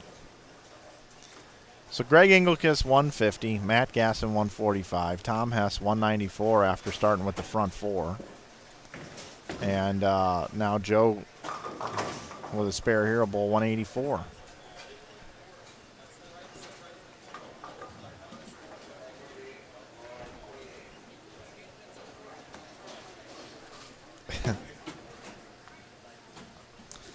All right, and looks like we've got no bowling going on here. I'll bring it into the booth, show you guys my coat. All right, everybody. Thanks for joining us here so far. 3 games in. Game 4 coming up here of 7. The scores are really low. That's the story so far here today. We've seen it. We watched arguably the best 4 on a pair the last 2 games, and we've seen just low scores. So right now, plus 41's leading the tournament. That's Seth Tegdemeyer. Greg Engelkiss was in second at plus 24, but he just bowled 150, so he goes minus. Tyler Zink was in third at plus 11, and only 9 players at 200 or better for their first opening 2 games. We have 3 games in the books now. We'll have standings for you here shortly. And glad you're watching here on Inside Bowling.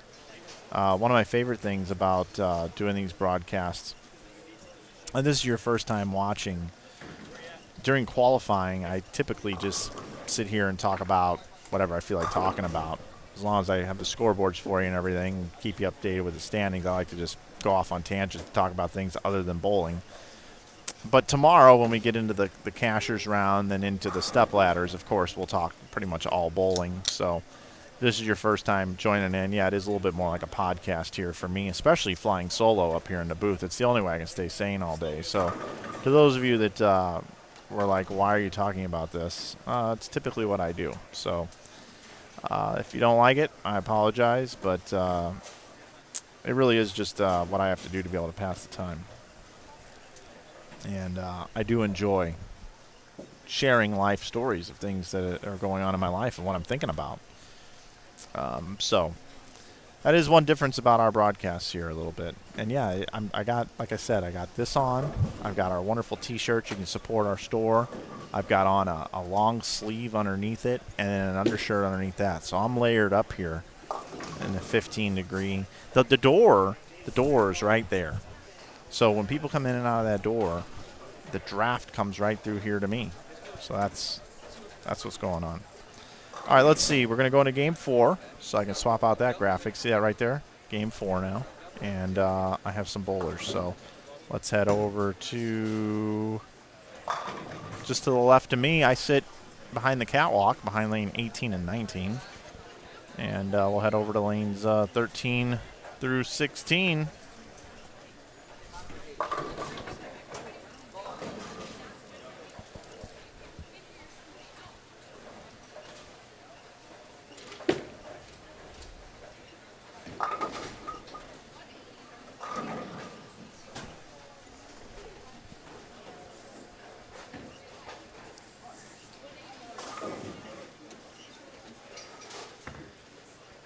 Jordan Eli, Steve Foss, Mike Allen, Tyler Zink, Roger Harford, Jamie Husbo, and Greg Olson. So we have for you here in our game number 4.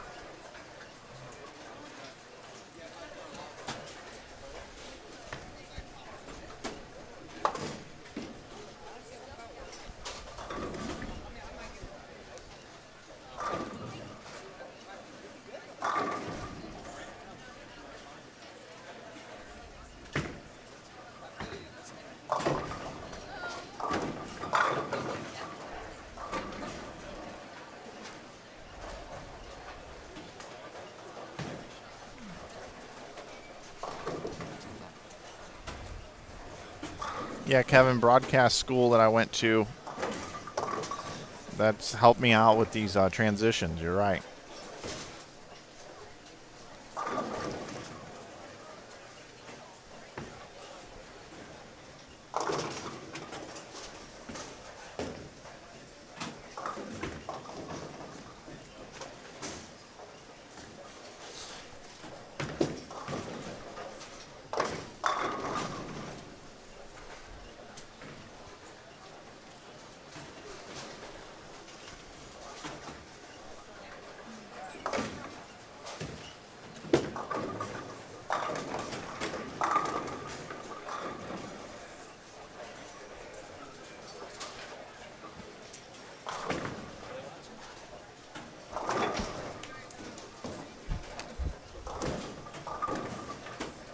Good question. I'm going to put another poll in here.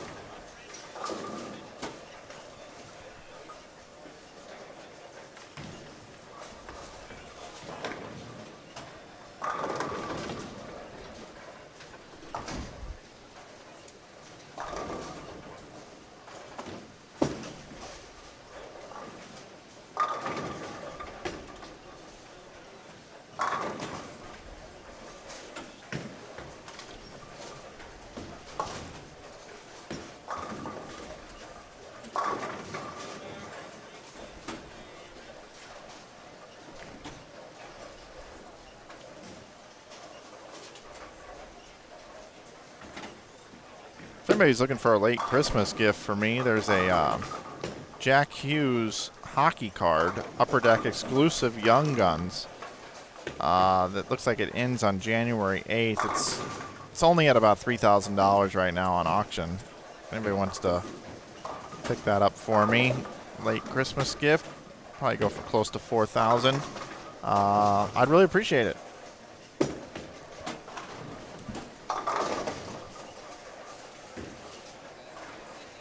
Get your poll in.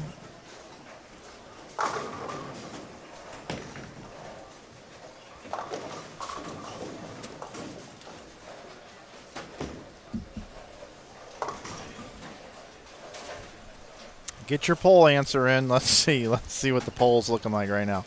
How many 200 games will we see between these 7 bowlers on 13 through 16? 0, 1, 2, 3, or more. Right now, got 39 votes in. Right now, 8% think 0. 38% say 1. 35% say 2. 20% of you say 3 or more. Well, Brooklyn's might might make this happen. How about a little conversion here?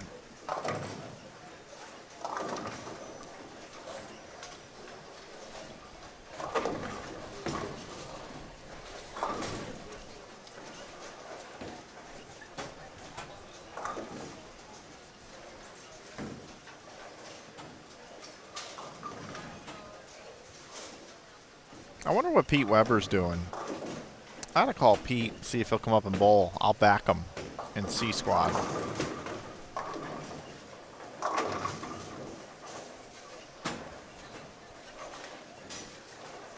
I wonder if he's bowling anything this weekend.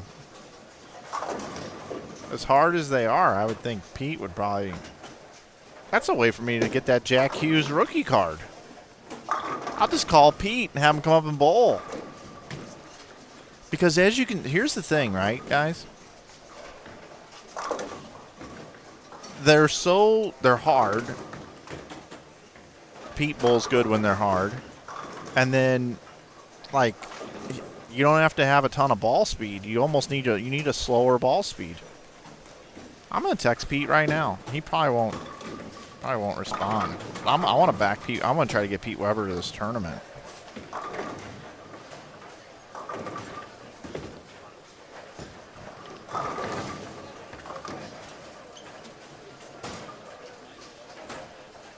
That's it. I'm gonna see if he'll drive up. It's 4.5 hours. C squad starts. What time did I say that started? It's like 7 o'clock. Let me look this up.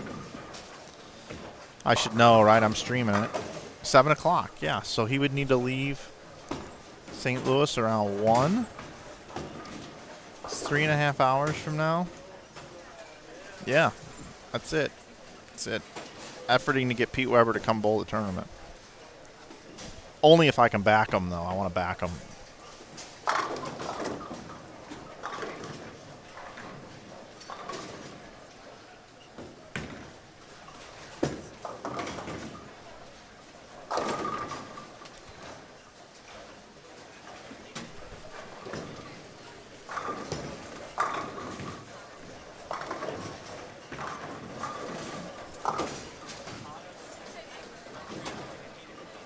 Anybody in the chat want to get in touch with a bowler and back him? Bring him up here to bowl the tournament? I'm going to end the poll because we're too far along now in the game. Let's see.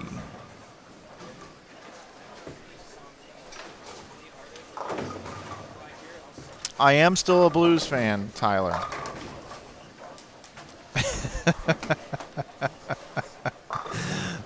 Josh, that's funny. Let's see.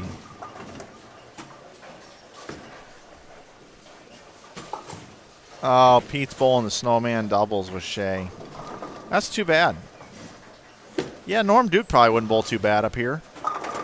Who else could I solicit to come over here and bowl this thing that's available? Because there's some money to be made up here. I mean, besides myself, obviously. I mean, I would dominate this thing, but that's not fair. Let's see, who else?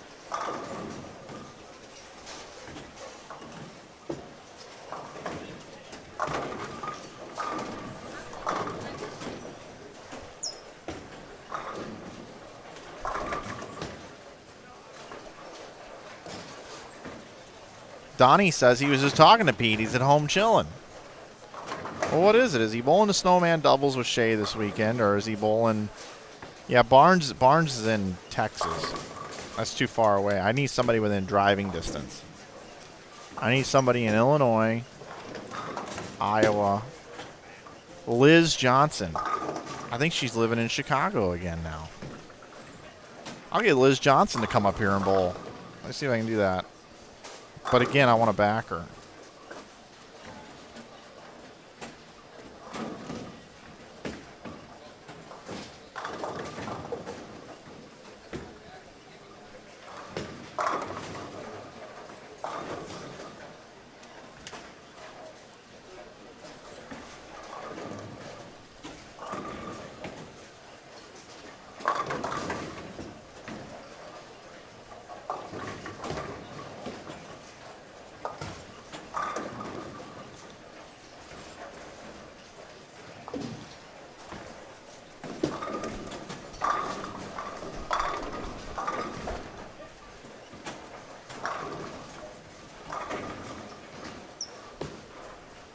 Martin Jasper says Mika Koivuniemi would win this one hands down. Troop Simonson.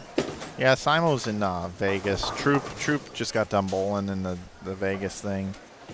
Brad Miller. Yeah, why isn't Brad here? That's a good point. Okay. All you guys in the chat, we're bringing all these celebrities in here. It'll help with the viewership.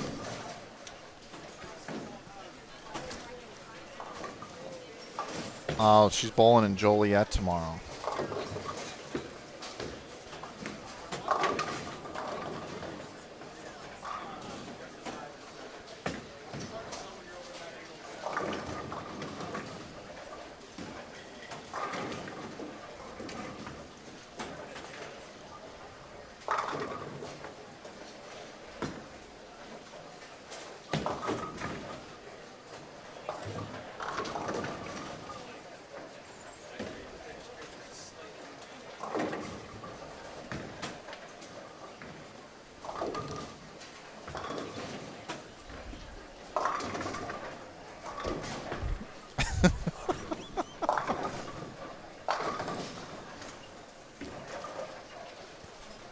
Liz did get back to me. She's bowling in Joliet tomorrow. Oh, we almost had a 2-8-10 conversion there. And I'm trying to ignore what's happening letter A on 13. I don't want to be a black cloud. But everybody else can go look. Jordan Eli here. They haven't been perfect at all, but looks the same on the scoreboard.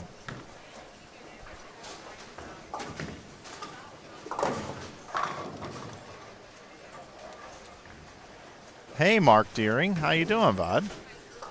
Still remember when we bowled Nationals that one year. That was hilarious.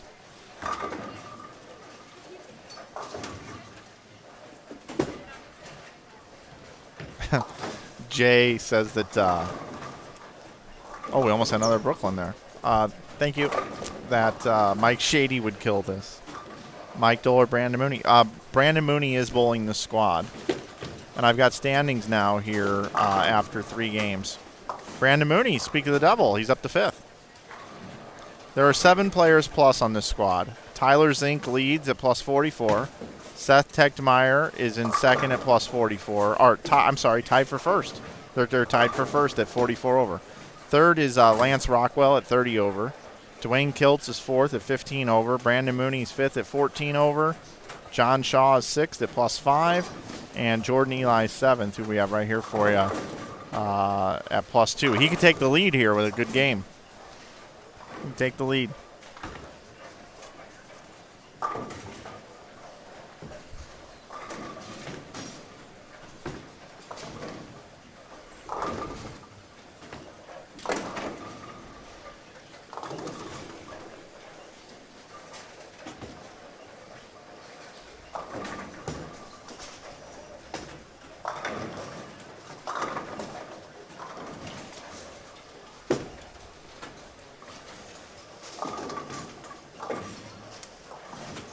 Who else is a really good spare shooter that lives within 3 hours?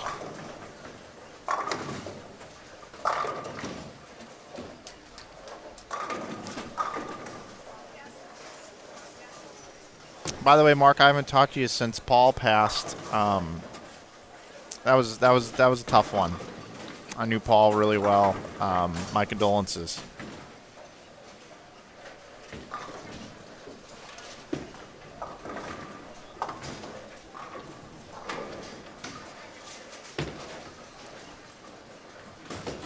Pete's bowling in Oklahoma this weekend.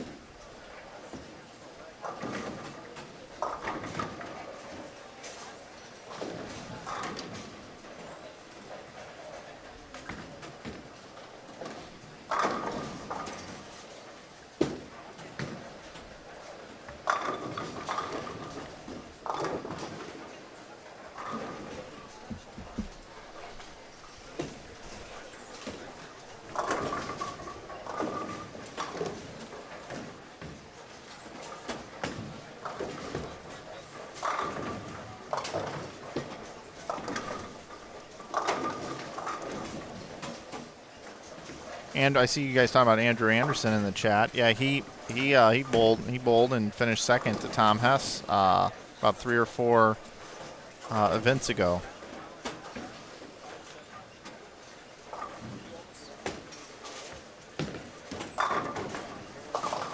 Oh yeah, EJ.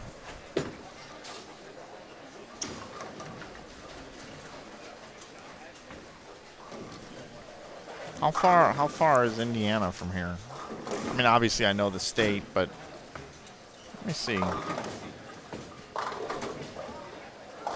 Everybody's probably bowling something this weekend.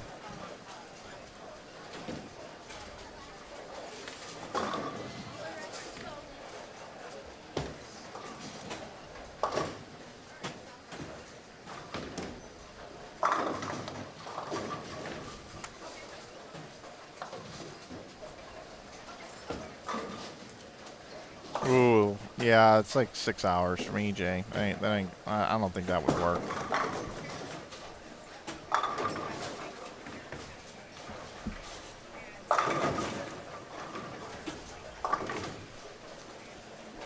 You know, that's a good question, Cindy. Why do the bowlers always look at their feet when they miss a shot? It is bizarre, isn't it? Tommy Jones and Stu Williams were on a broadcast a couple years ago, and Norm Duke made it famous that whenever he makes a bad shot, he always looks down at his feet, that it had to be a footing problem. And I think that's just kind of the known thing that you do. If something doesn't quite feel right at release, or you make a really bad shot, everybody just looks down at their feet like, oh, the only reason I can make a shot that bad is because my footing was bad. I think that's where it originates from.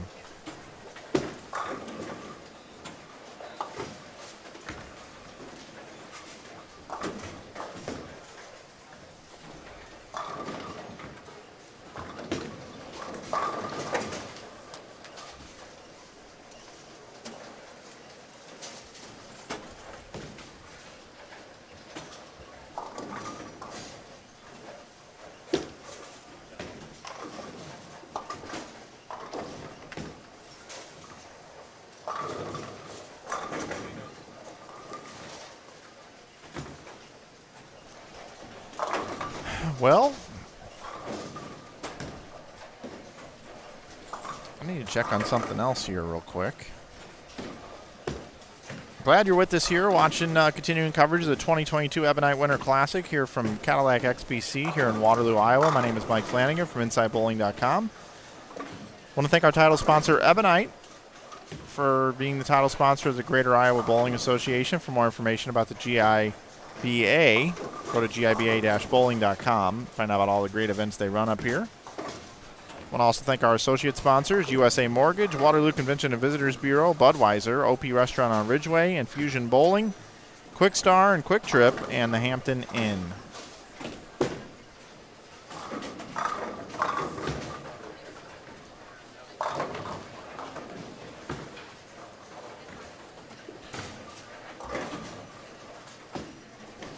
Standings are being tweeted out on our Twitter page. If you want to check out the standings, you can do so at twitter.com/InsideBowling or at InsideBowling on Twitter. Standings are up after 3.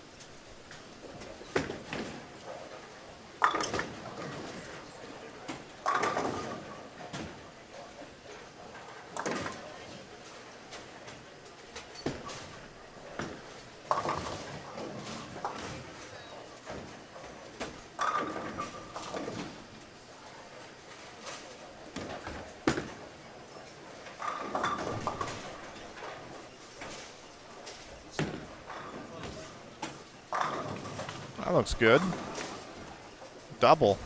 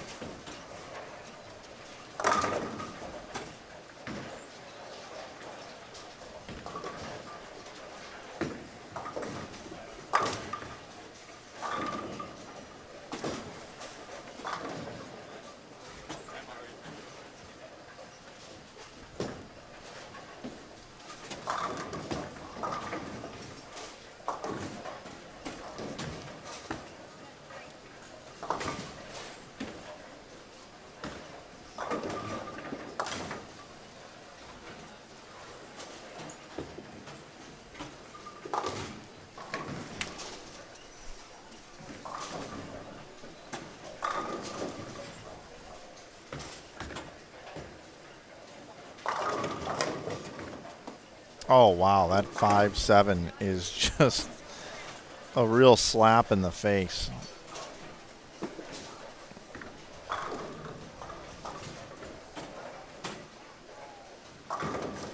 Mr. Zink here. Man, carry is tough. Did you see the 7-pin? That was Don Breeden over there. Over on lane 12. That 7-pin is leaning in the gutter. But you got to make your spares, right, everybody? You got to make your spares.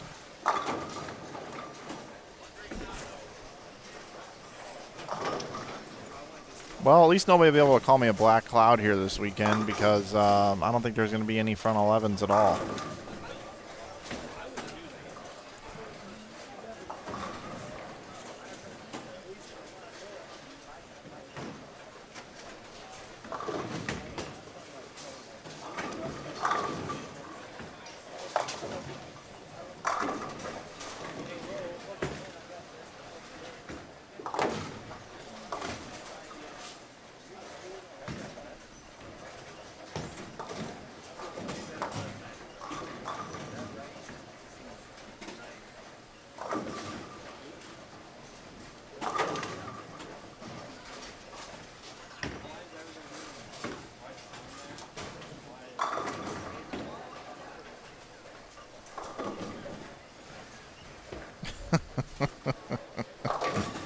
Carl B says that he imagines this is what purgatory must feel like.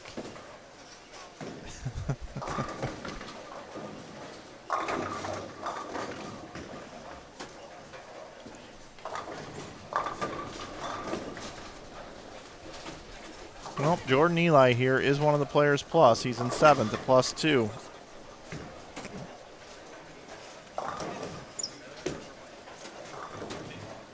He still gets a 204.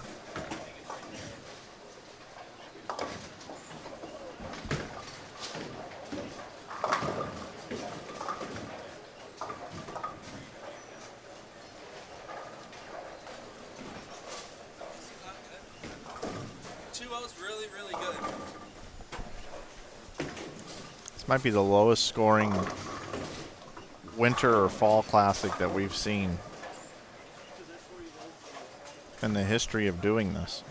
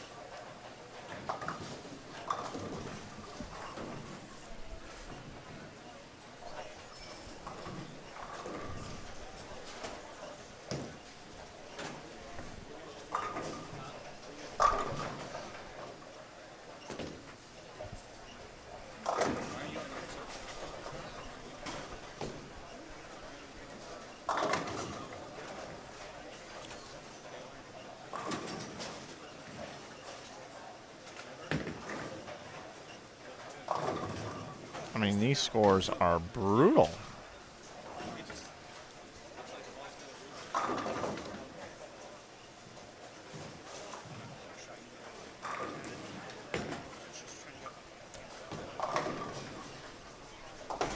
That was a nice shot, right up about 9.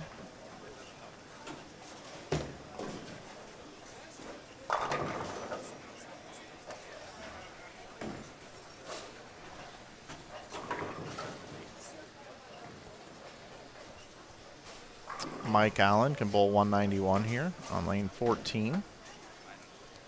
Jordan Eli, this is our last chance at 200. So if you guessed on the poll question 0 200 games, you win. I think 20% of you said that.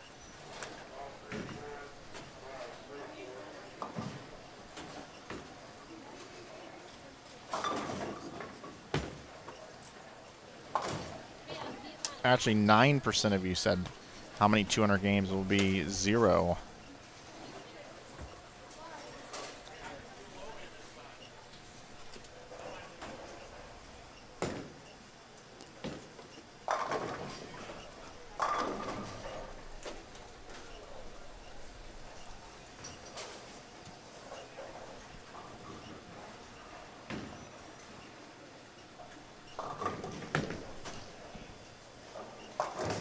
Right next door over on 17 and 18, the scores were 156, 151, 189. Like, I don't really see 200 games.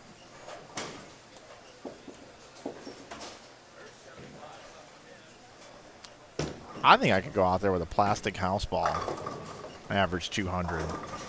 Oh, look at that. Look at that bird dog come off the... It was a slow messenger. You know, I've got a replay for you. Watch this. Look at this. Look at this. Oh. Caught it just a touch late.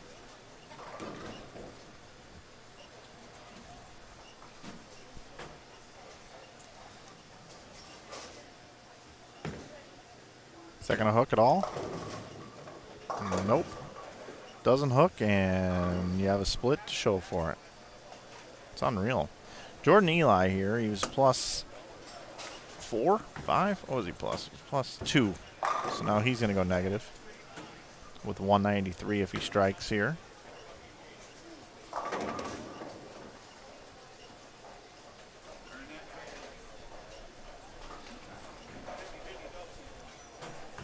Trying to get a glimpse of what's going on over on the Hess, Gasson, Inglekis pair.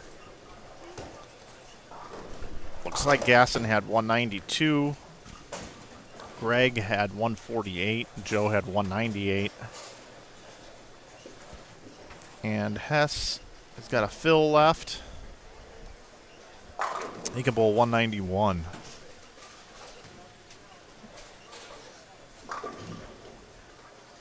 Eli finishes with 192.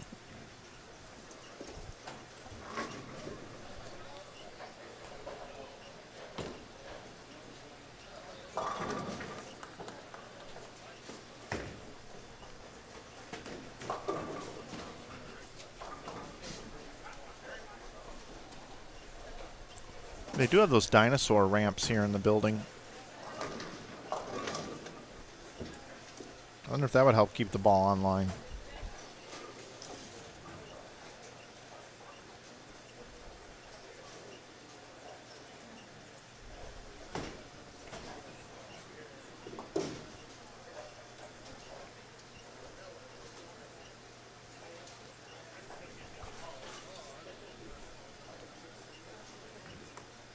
Folks, I'm going to make some scoreboard adjustments here as things have been walking and moving. And I'm actually going to move you over to the other pair that I have. You're watching continuing coverage of the 2022 Ebonite Winter Classic. I'm Mike Flanagan. I'll be back with game number 5 here in just a moment.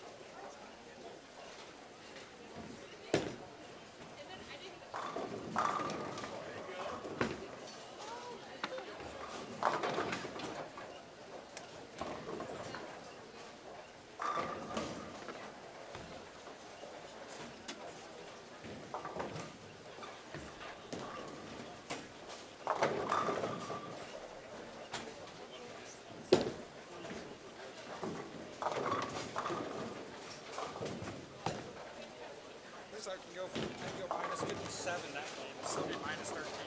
Yeah, that's not bad. Oh man, that pair was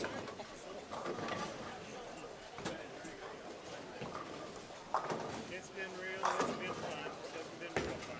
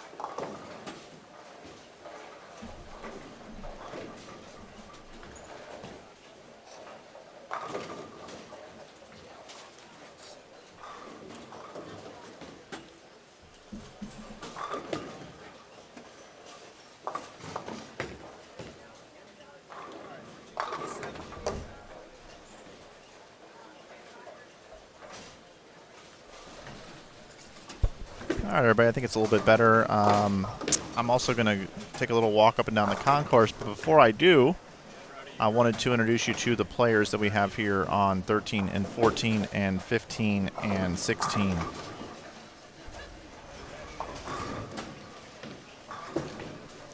We have on the left side of your screen, we have Bridget Jacobs with Brandon Mooney, along with Mike Bruning.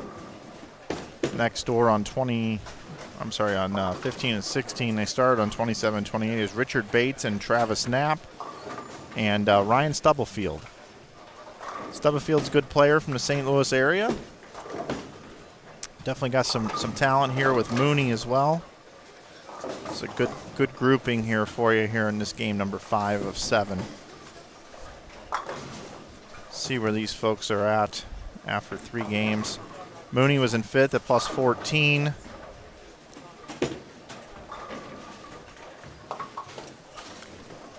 Stubblefield struggling quite a bit, minus 94 through 3 games.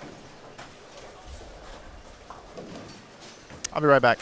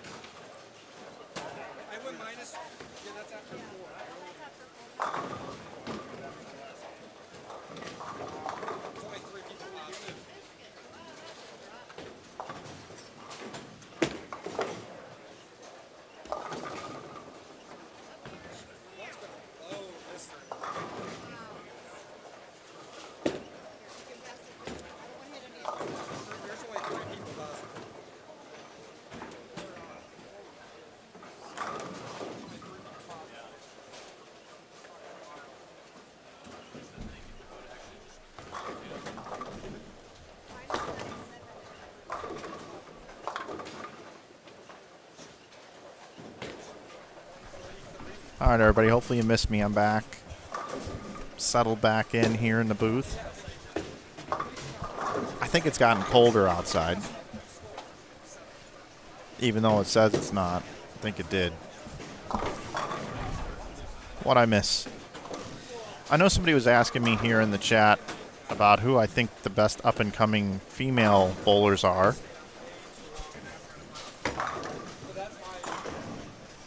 And depending on how young you want to go there's one obvious answer. But that's not like making any sort of bold predictions, and it's Jillian Martin, so. But I will say that in the course of the last year and a half, Alyssa Ballard has really taken her game to the next level. And that's pretty cool to watch. Dell and Carolyn's daughter just made junior team, I think. I was here setting up and then went to dinner. I didn't get a chance to catch all that, but I believe she made junior team.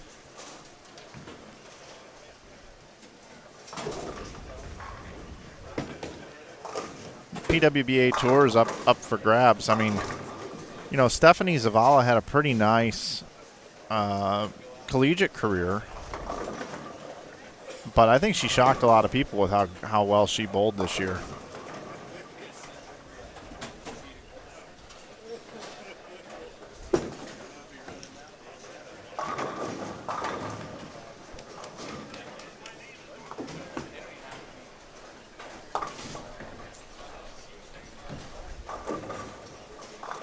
I think it's kind of interesting right now on the PWBA Tour to watch the see how many bowlers can take the next step that have been out there for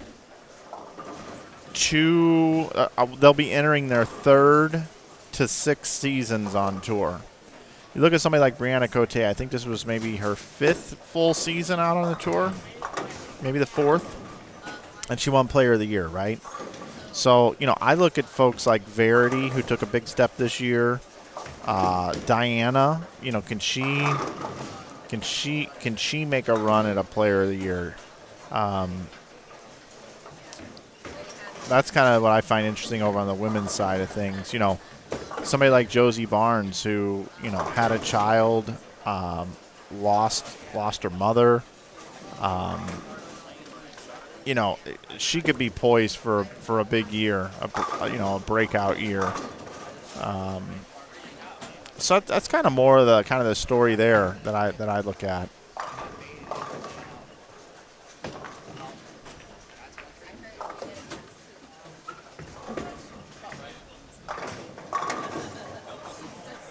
Three, 6, 9, 10. Stubblefield hits the 3-pin.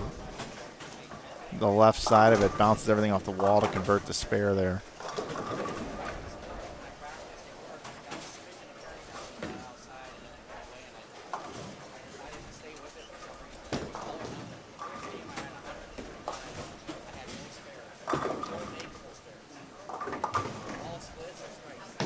It's still not warm in here, no.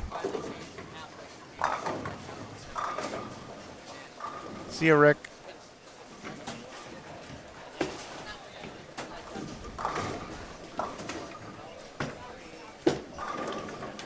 Yeah, Kyle, good one with Julia Bond. That's another one.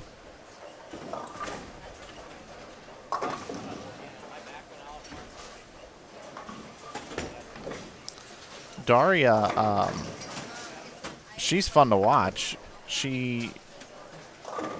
Her whole thing is consistency. She can't bowl consistent block to block and keep it all together. She's very streaky, and she'll tell you that too. She could be a little more consistent. She'd be tough to beat. You know, the other one I look for is Jordan Richard. You know, Jordan has probably the highest rev rate on the tour. And she didn't do a whole lot last year. She had a great rookie season, won a title. So I'd like to see her take a big step this year, and I think she will.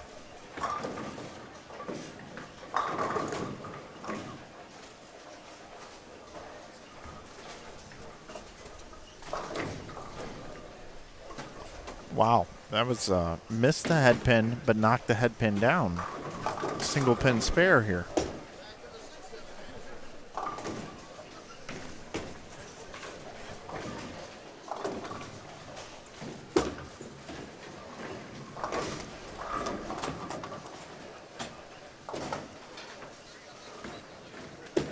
Bridget's got a nice game going here. Left at 3-6-10, but I've got standings after 4 games. 3 players or plus. Lance Rockwell is your leader at plus 64. Dwayne Kiltz second at plus 26. Seth Tegtmeyer plus 20 is in third. Fourth is Chris Wiley at -3. Jordan Eli is fifth at -6. Brandon Mooney, who's on your screen, getting ready to bowl on 14. He is sixth at -11. Tyler Zink is in seventh at -13. Don Breeden is in eighth at -17. Ninth is John Shaw at -20, and 10th is Trevor Blessing Light at -27. Other notables: Tom Hess is -41. Daniel Healy's -47.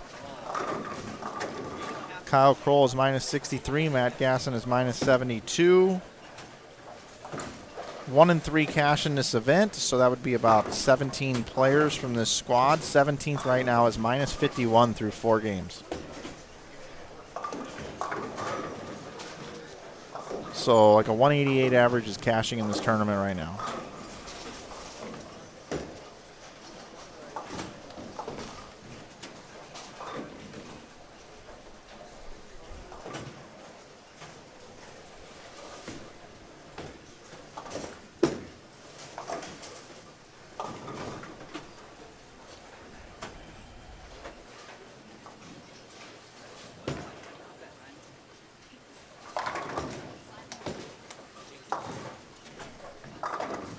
Got a question on Logan Williams. What is he at? He's the first bowler on the second page at -103.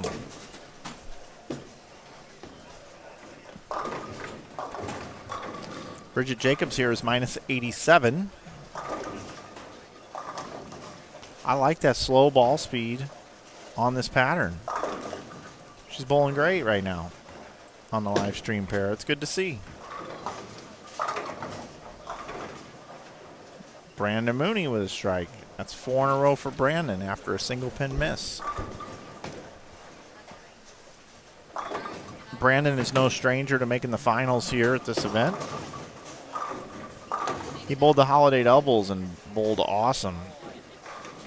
That event, of course, obviously on a house pattern. Brandon tore him up. He can bowl good on just about anything.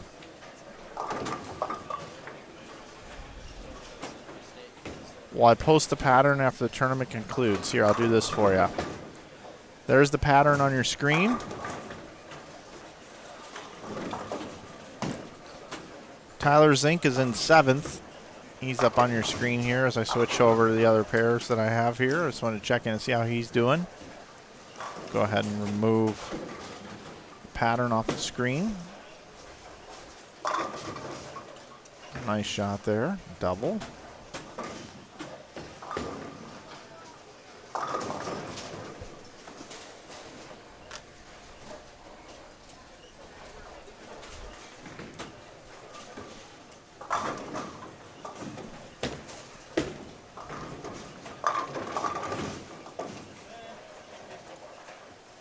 Nice spare. Bounce back out of here and head back over to Mooney, who's looking for 5 in a row going into the 10th frame. Oh, wraps the 7. It's because he's a Blackhawks fan, that's why. So he can bowl 213. Mooney would get to +2. He would join that exclusive club, the Plus Club, here in Iowa.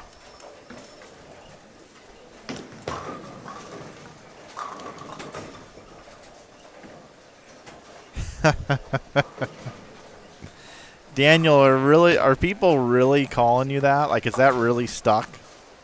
Daniel Dino here says in the chat, he goes, I'm now known as Christopher Reeves after your comments at the holiday doubles. I said he looked just like Christopher Reeves. Where is Troy Fuller? Let me try to find Troy in this building. He is down on lane 7 and 8. And then the standings, Troy Fuller is in...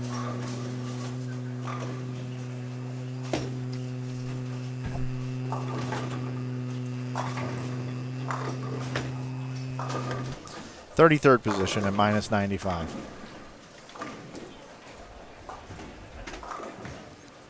Yeah, the pattern does say Spring Classic. I don't know why that is. It's what I was given.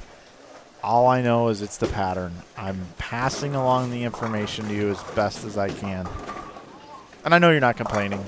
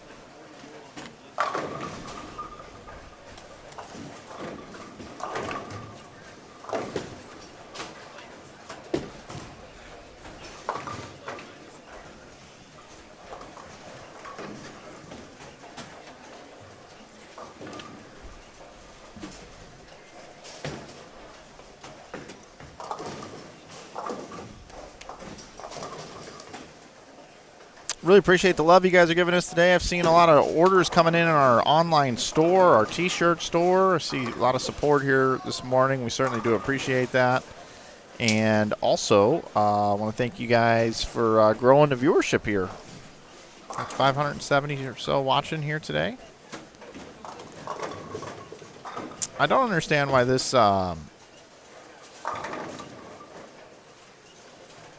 I really don't understand why this event doesn't get more love. I mean, I do realize the scoring pace is ridiculously low, but I'm telling you right now, if you're watching this and you know anybody that's a good spare shooter, you seriously should get on the phone with them and convince them to come up here and back them to come up here. There's still entries on C-Squad available. I'm serious.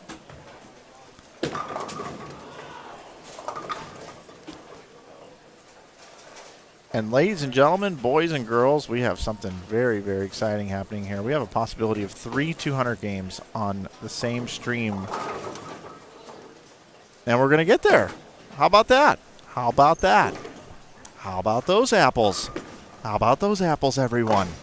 Oh, yes. Yes, it's going to happen. Brandon Mooney has posted 212.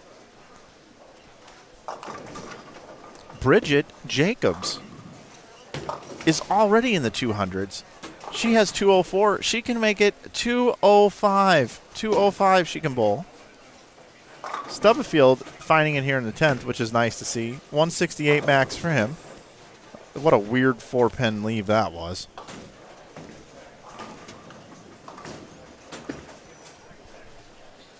But Richard Bates...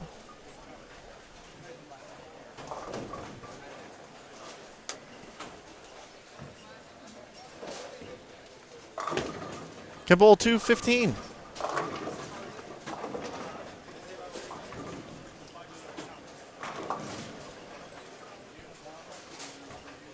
Richard Bates. Boom. 4 in a row. I don't like seeing that 9 miss up on the board, but we're going to, you know, whenever you leave it open, you're supposed to throw a double for it. Well, he's done more than that. So he's got a chance to take the high game here out of these two pairs. So here's the question, everybody. Over or under 7? I'm not creating a poll for this, but you tell me over or under 7 on this shot right here for Richard Bates.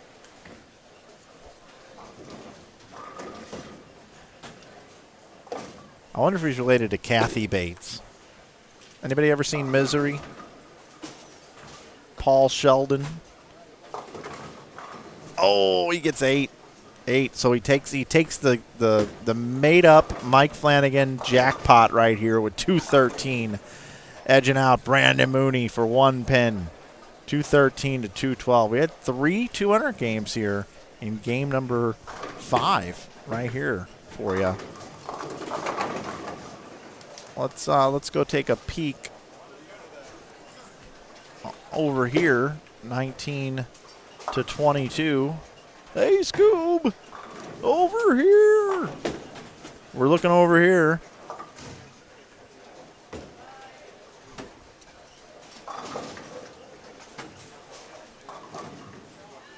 We've got 200 games possible here. Look out, everybody.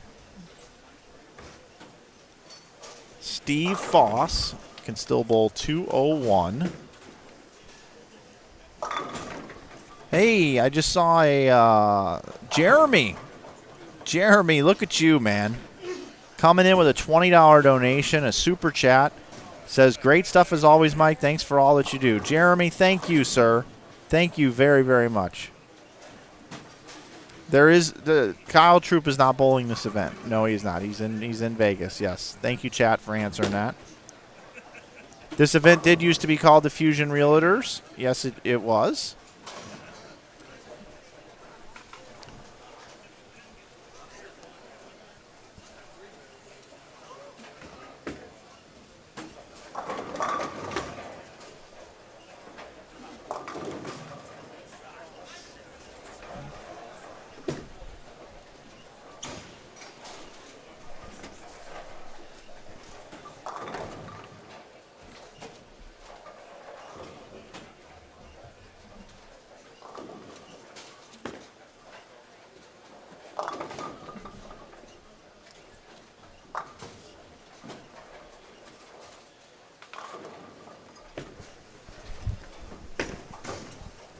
Greg Olson with the spare.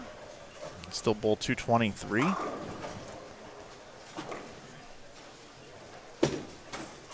Big fan of him in Carolina.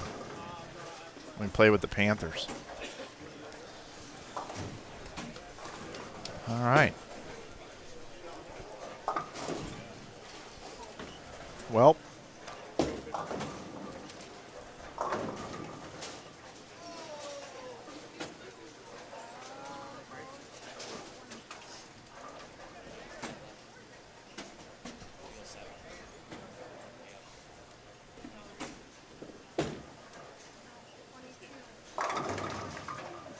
All right, got a crossover from Jamie. So possible 203 here.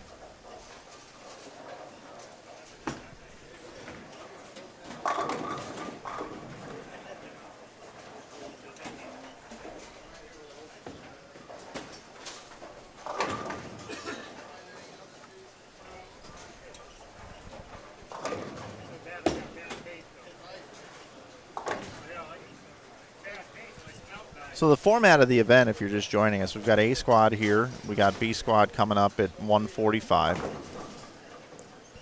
And then, and I think that's going to start late. Maybe not. And then C squad is tonight at 7 o'clock. Then the top third of the field comes back Sunday morning at 9 a.m. for 6 additional games. And then we cut to the top 10, essentially. The top 4 get seated into the step ladder. They wait a while to bowl. And then 10 bowls, 8 bowls, 9, 7 bowls, 10. Winners of each one of those will go on and they bowl 5 and 6. Then the winners of those matches in the bracket determine who is the 5th seed for the show, and then they bowl the step ladder with the top 4 qualifiers.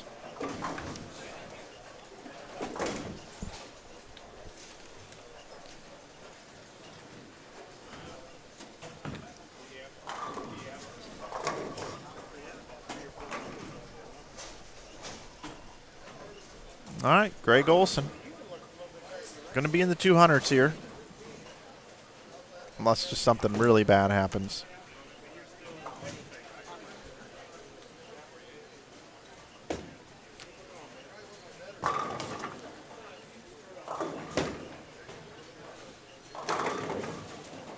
Well, he's got to get one pin to get to 200.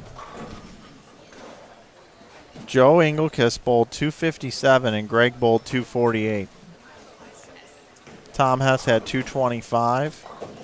It was all in the same pair. Interesting.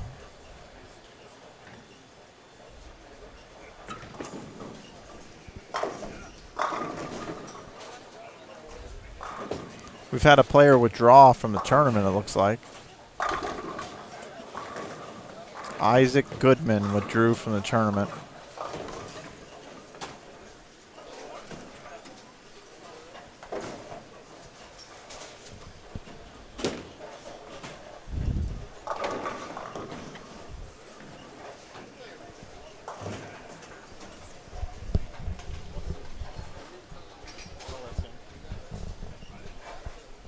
All right, Greg Olson, let's get this 211 here. We'll let you get back to catching passes from Cam Newton.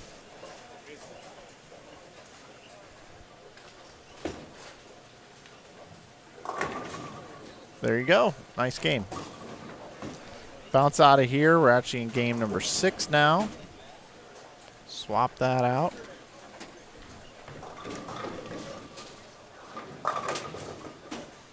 And that bowler you see on 16 is none other than Seth Tegmeyer, who he was leading this thing through 2 games at plus 41. After game number 3, he improved to plus 44 for a tie for the lead. He was at plus 20. I think I said plus. I hope I said plus. I'm used to saying minus. If I said minus, I didn't mean it. But he was plus 20 after 4 games. And he's wearing a T-shirt that says, "I'm trash." And he's very proud of his T-shirt. Very proud of it. So I'll introduce you to the other players here as well on Seth's pair here. So we've got Seth Tegmeyer and Zach Van Dusen along with Isaac Goodman. They're on the right side of your screen. And then we've got Kyle Kroll, Josh Powell, Adam Morse, and Matt Schluter with them. Through him, with them, in him. In the unity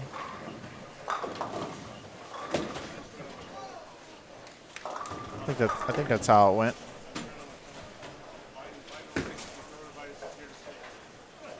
Standings are available on Twitter at Inside Bowling. Here, I could give you a really nice link. Let's do that. I'll do that for you here in the chat.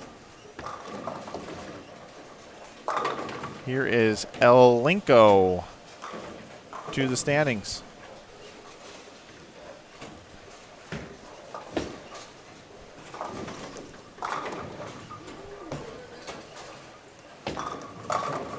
Mike, who you got tomorrow night, Chargers or Raiders for the last AFC spot? I would take the Chargers in that one. My game of the day.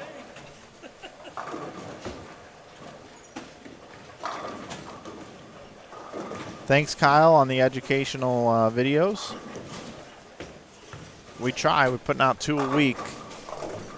It's really grown our channel.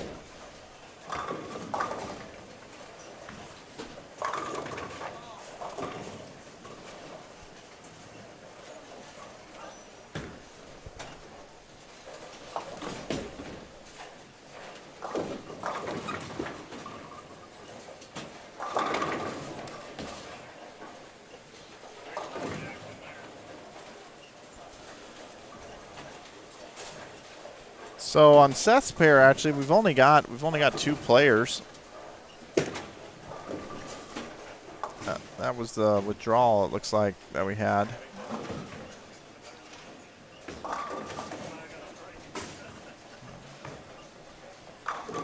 So just Seth Techtmeyer and Zach Van Dusen. Those are the only two players we have over there.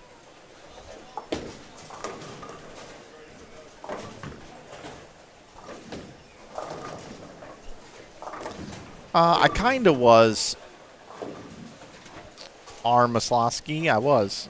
For a very brief period.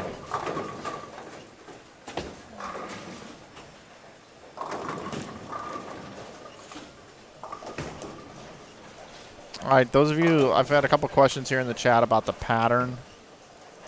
Here it is. It's 39 feet in length, just over 28 milliliters of oil. And you look down below at the ratios, it's 2 to 1, essentially.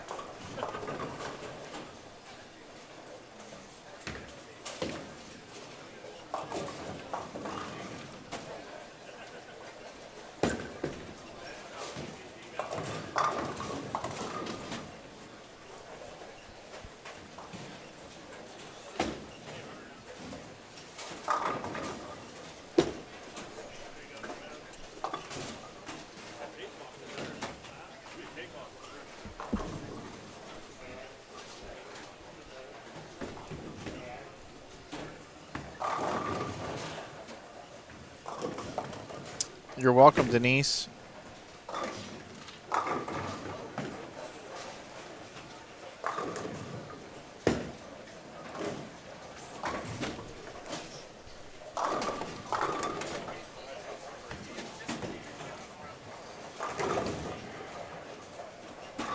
Monday nights,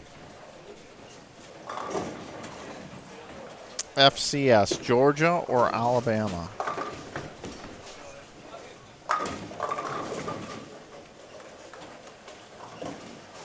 Georgia.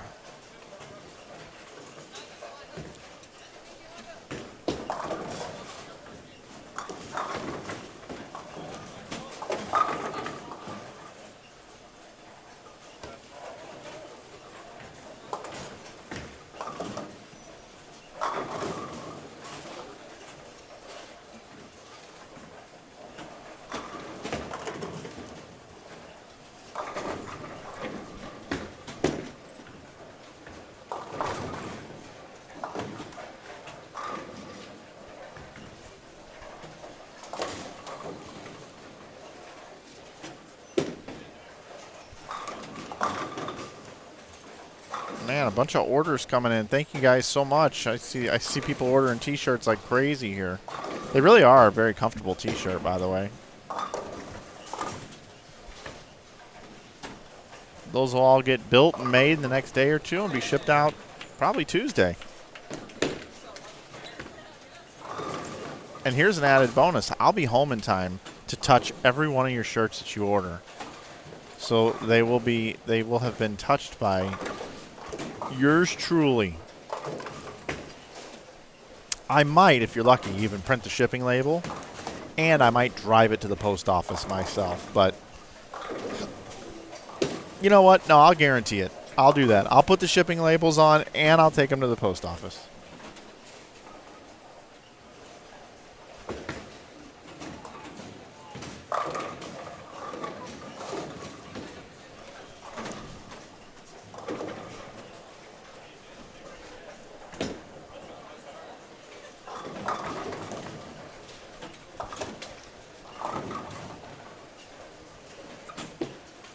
David asks, are there defined regulations by the USBC on how much oil is put into each pattern? You're required to have 2 units on every board. Outside of that, you can do whatever you want.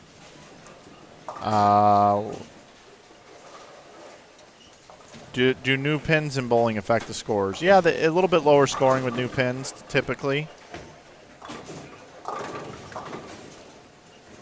What would the requirements be to enter such a tournament like this? Any average or tournament placings needed? No. No, you need a USB-C card, but it's a scratch event, so anybody can bowl. No minimum requirements. I think the biggest requirement would be just to understand lane courtesy.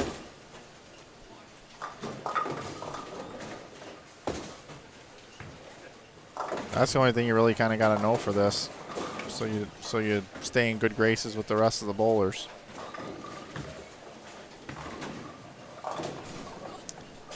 I got standings after game number 5 already. About to go over those with you. Just came up.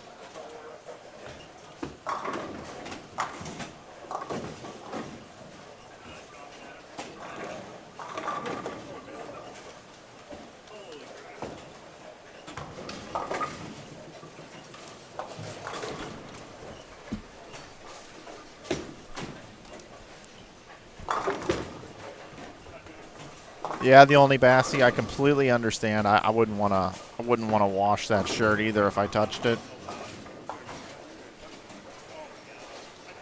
So the T-shirts I'm talking about is we make T-shirts at InsideBowling.com. We have a full merch store. We have over 300 designs, and we made an investment in November because we weren't happy with our printing partner.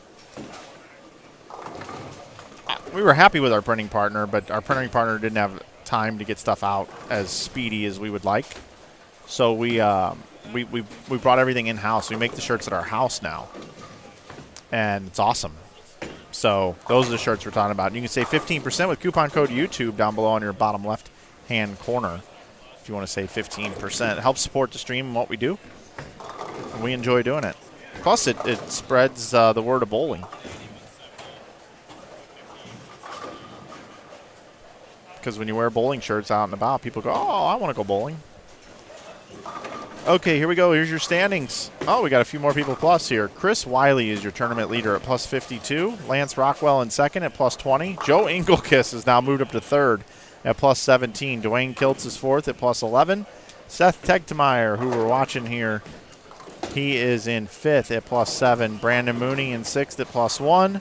Followed by John Shaw at minus 5, Tom Hess at minus 16, Adam Morse at minus 18, Don Breeden at minus 23. Those are your top 10 currently through game number 5.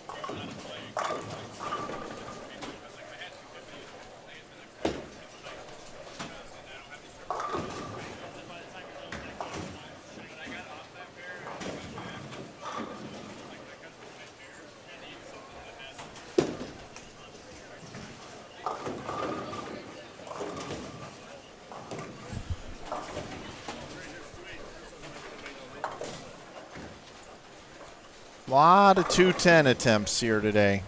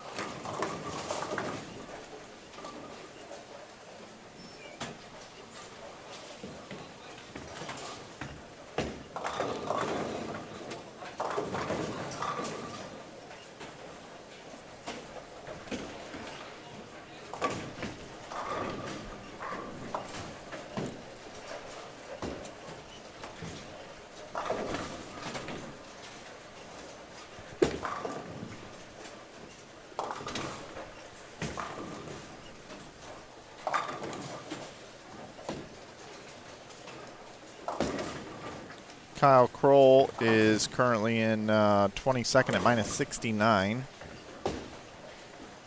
And here's Seth here. Didn't like it off his hand.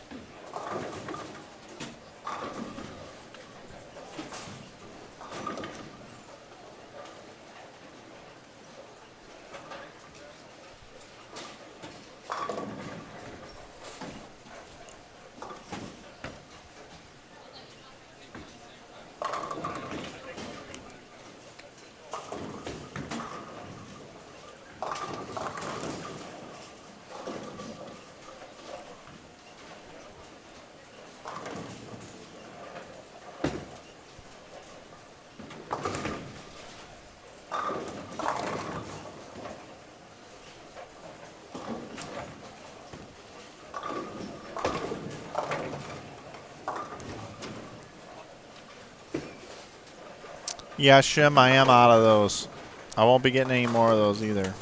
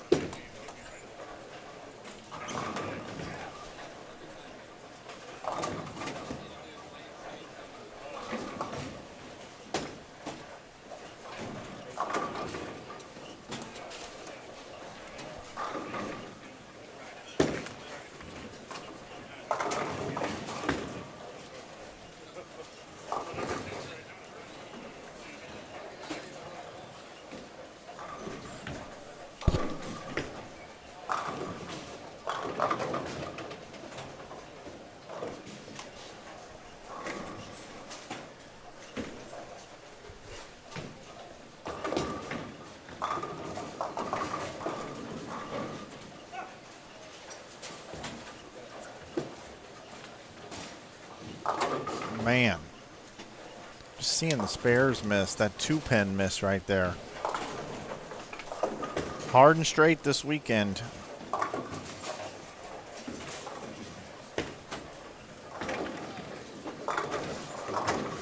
That's how you got to throw at him. Here's Seth now. Oh, he liked it. Looked good. Again, Seth Tegnemeyer, he is plus 11 in fourth currently. It's only 46 out of the lead.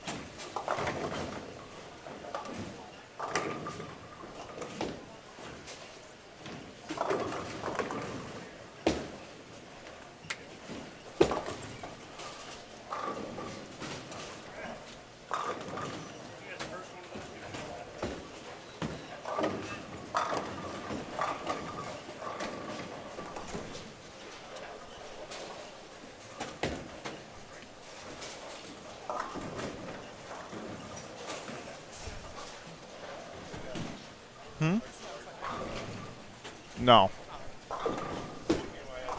Not even close.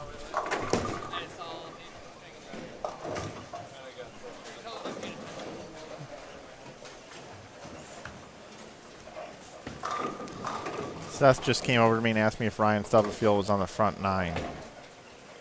And he's not, but I'll take you guys over there. He does have a string of strikes going here. And I just know as soon as we go over here, I'm going to cloud him.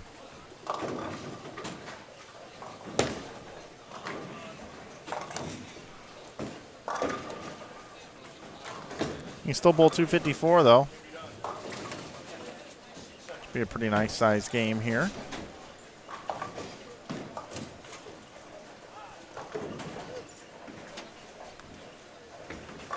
He was minus 96 coming into this game.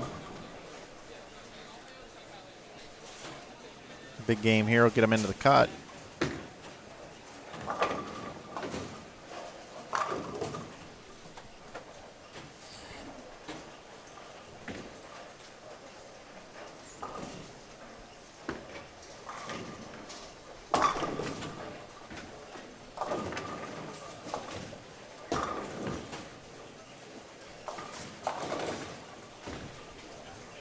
I'll let you know if he makes it. I'm going to take you back over to Seth. He still has 228 left.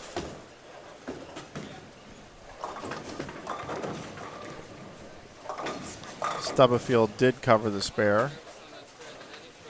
Seth now with a triple. He's in two teens.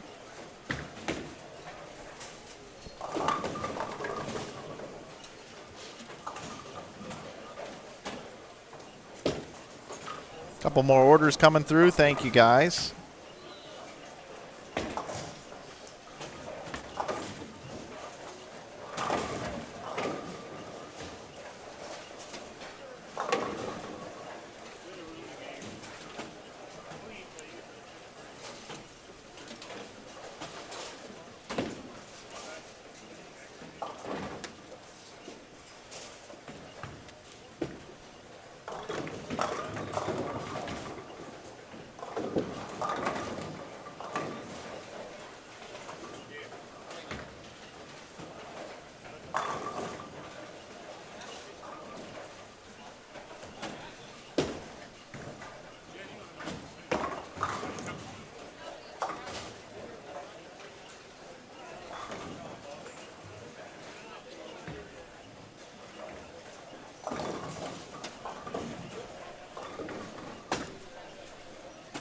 Stubblefield finished with 252.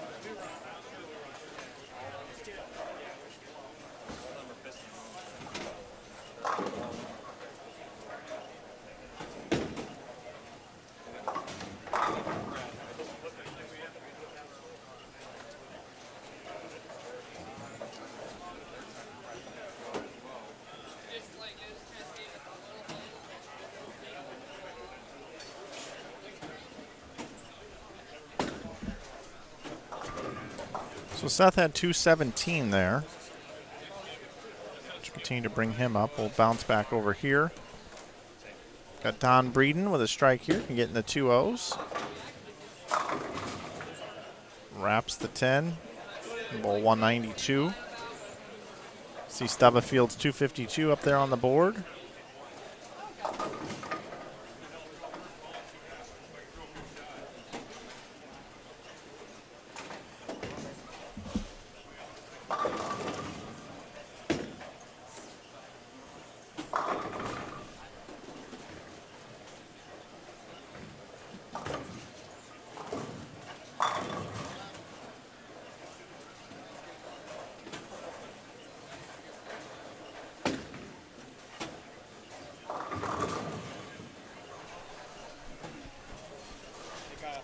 Frank wants to know if I ever get to Colorado. I live in Utah, but we don't stream any events in Colorado. No events in Colorado, unfortunately. Basically what happens is people call me and say, hey, would you come set up and broadcast our event? And then we work out a price, and then I go and I do it. So for a long time, I turned down a ton of business because I was just too busy doing other things. And there's really not a lot of money in this by any means, giving up a weekend and traveling and everything and then all this equipment and everything. But I'd be open to doing a few more with my current schedule. Yes, it's an impossible pattern or something. Yes, it is, Nick. How often do they change pins? Bowling centers either go on a 12-month or 18-month rotation for the most part. There are some places that will swap them out more often, especially those that host PBA events, PWBA events, or state tournaments, things like that. Sometimes they require that you put in new pins for the event. Sometimes they'll help offset the cost in that for you.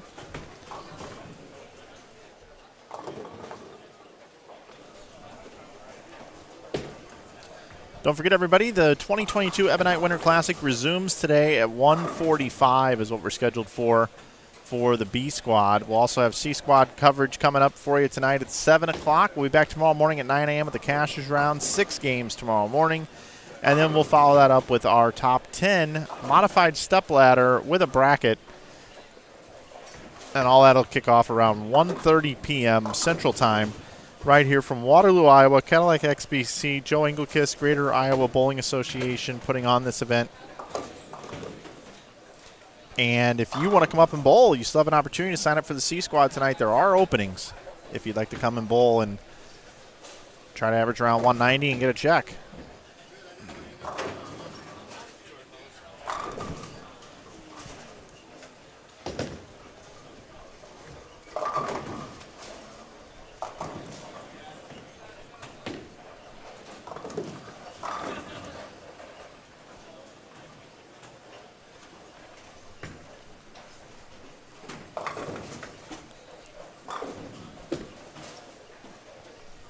And with that, we move into game number 7 suddenly.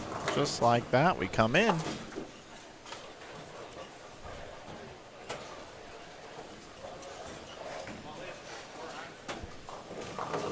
I see Dwayne Kiltz, Kenny Calkins III.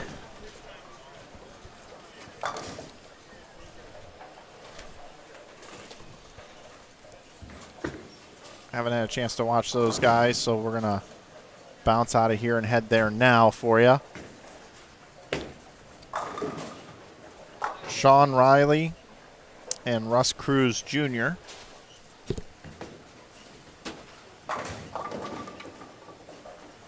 And right next door, we got Logan Williams. I know we got some Logan Williams fans in the chat. Chris Wiley, Michaela Kelly, and Johnny Davis to round out our day here. From Iowa, I'm Mike Flanagan. I'll be right back in just a moment.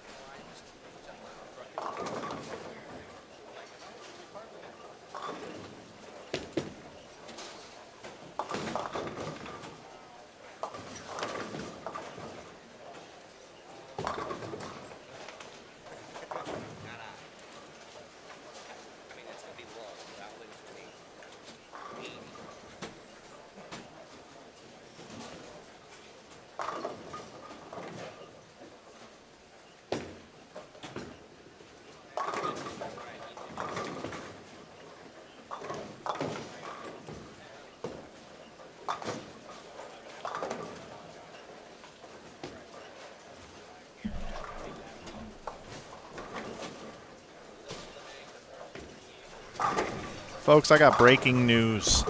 Breaking news here, everybody. We've talked about this several times coming up and streaming this event up here. That if Joe Engelkiss were to ever win one of these events, we would just probably end it. That would be it. It would be done. Joe's ran these events. He took over the Greater Iowa Bowling Association because he still wanted something to bowl. He doesn't practice on the patterns or anything like that. Everybody loves Joe and wants Joe to do well. Well, I don't know if I've ever had this happen before. Out of all the times I've been up here, I think this is the 15th time. Joe Engelkiss is your tournament leader at plus 32. Second is Chris Wiley at plus 27. Seth Techtmeyer is plus 24 in third. Fourth is Dwayne Kiltz at plus 19. Fifth is Daniel Healy at plus 14. Sixth is Brandon Mooney at plus 6. Followed by in seventh, Lance Rockwell at minus 14. Tom Hess is in eighth at minus 17. Ninth is Tyler Zink at minus 24, and Don Breeden is 10th at minus 31. Kenny Calkins, who's bowling in the black hat there on 15, he's in 11th at minus 38. Michaela Kelly is minus 39.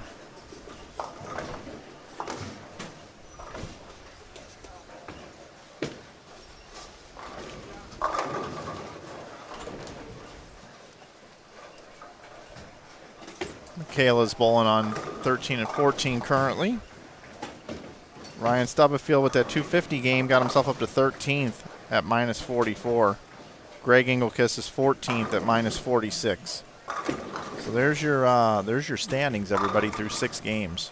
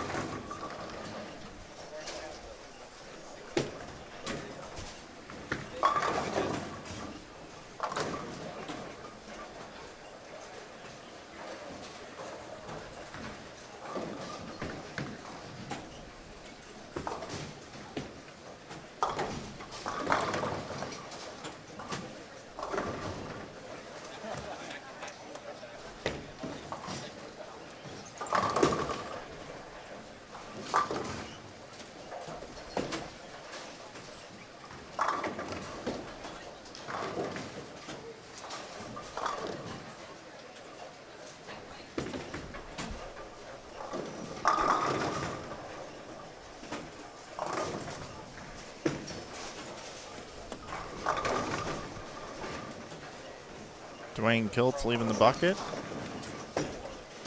It's just crazy.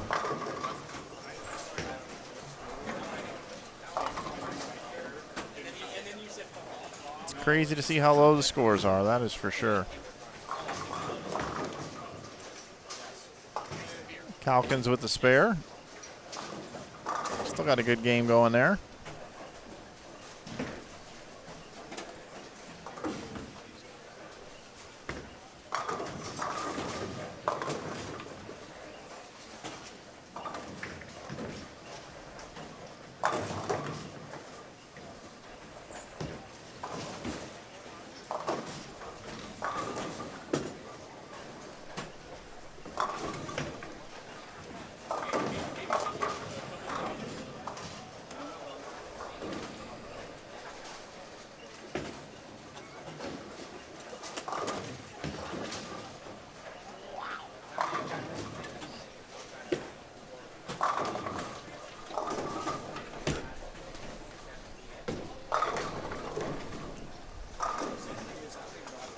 Once again, folks, this broadcast wouldn't be possible without our great sponsors. I want to thank Ebonite. If you're considering your next bowling ball, make sure you consider an Ebonite bowling product, as well as USA Mortgage, Waterloo Convention and Visitors Bureau, Budweiser, the OP Restaurant over on Ridgeway, Infusion Bowling, Kwik Star and Kwik Trip, and the Hampton Inn. And, of course, us here at Inside Bowling. If you'd like and subscribe to our channel, like this video, subscribe to our channel, follow us on social media at Inside Bowling. We are putting out all the scores over on our Twitter feed at Inside Bowling. I put a link in the chat a little while ago. I could probably do that again for you. There you go. That's in the chat now for you. And also, if you'd like to support our online store, you can do so at InsideBowling.com. Save 15% with coupon code YouTube.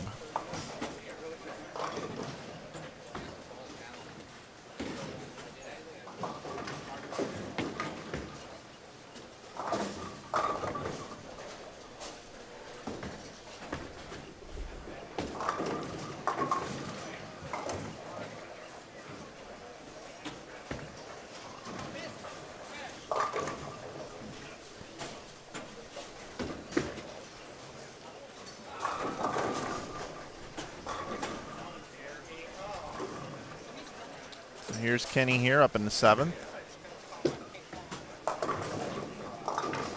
All right. Trips out the 4-pin.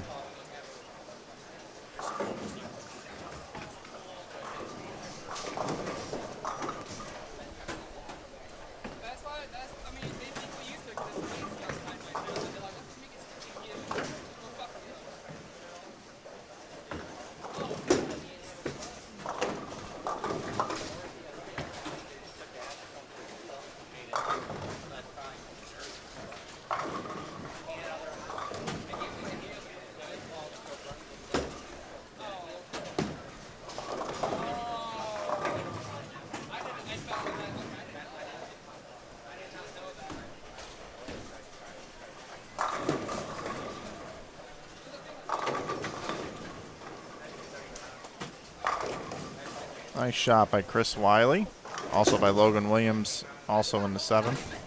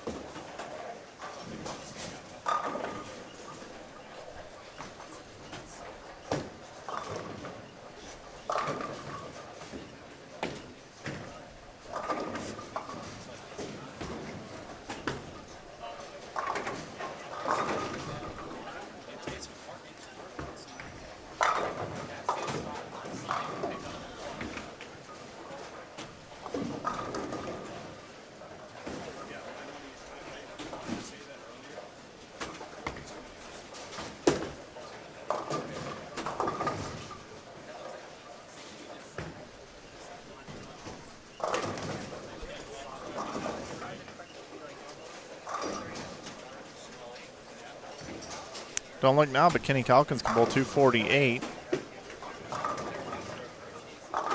Michaela bowling good as well. These two pairs are actually bowling really, really well, considering.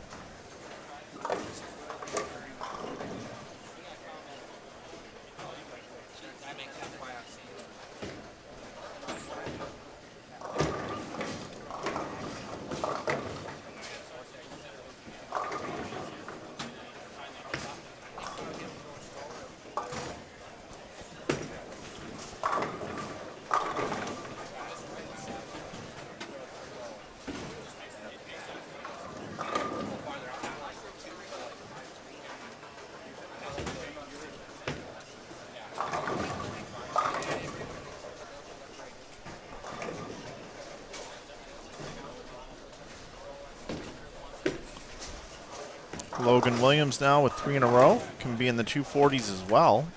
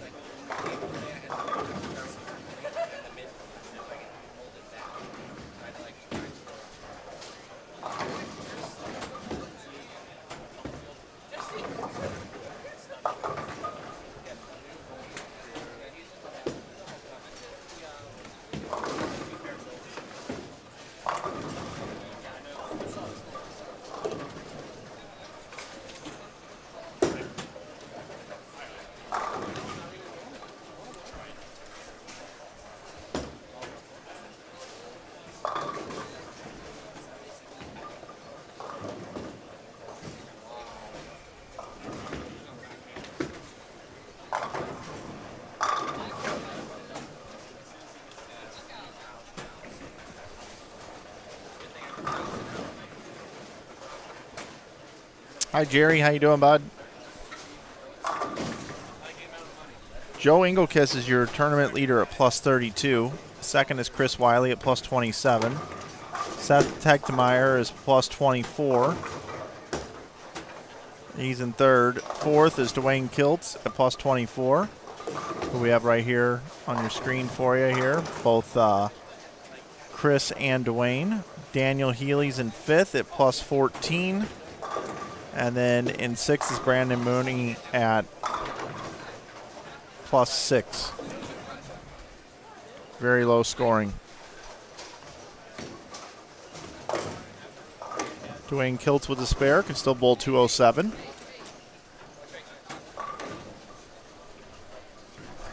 Logan Williams can bowl 244 up in the 10th frame here. Was working on a triple, 2/8.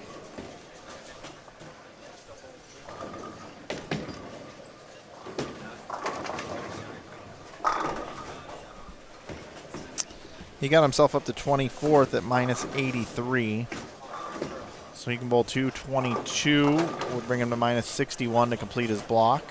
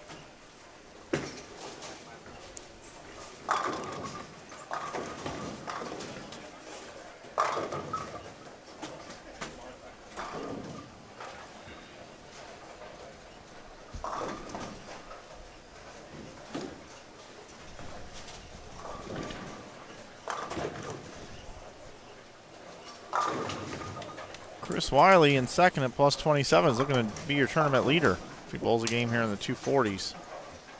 Unless there's some big score out there that I'm not seeing.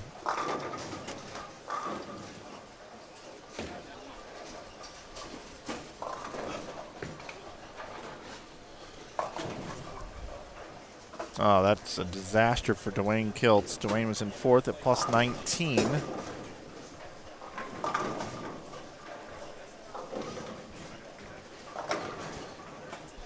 Needs 181 to bowl even for the block, which would mean he needs to get 2. Kenny Calkin's second shot in the 10th. He's going to be in the 230s now. Can still bowl 237. That would get him to -1. So him and Kiltz are going to be right around the same number.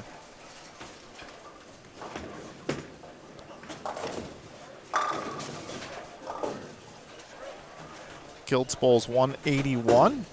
Finishes it even.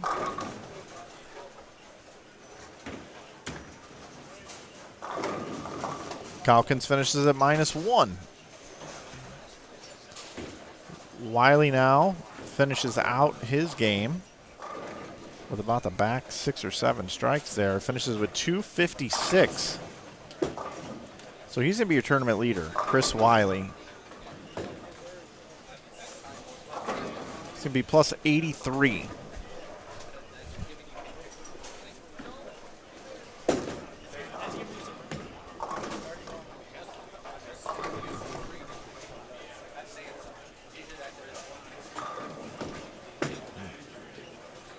That pin was going to fall down, but the pin setter grabbed it before it could go down.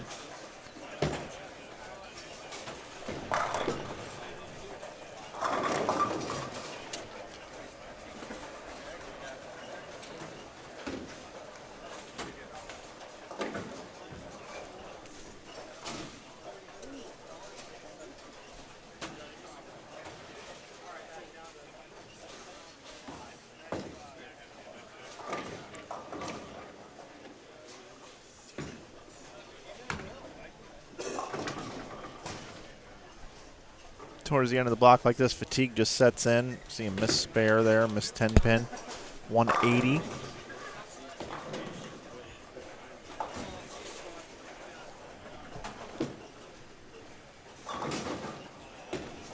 I'm actually going to bounce out of here.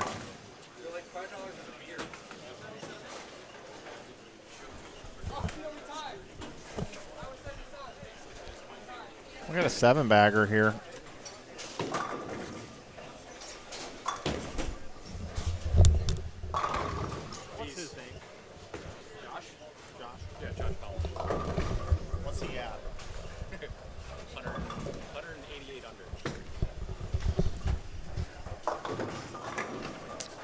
Well, I tried to give Josh some airtime here.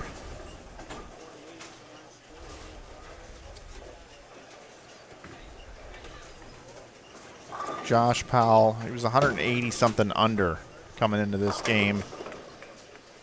But 265, if he picks this up, would be his last game. Make it 263. He wins the 263 pot.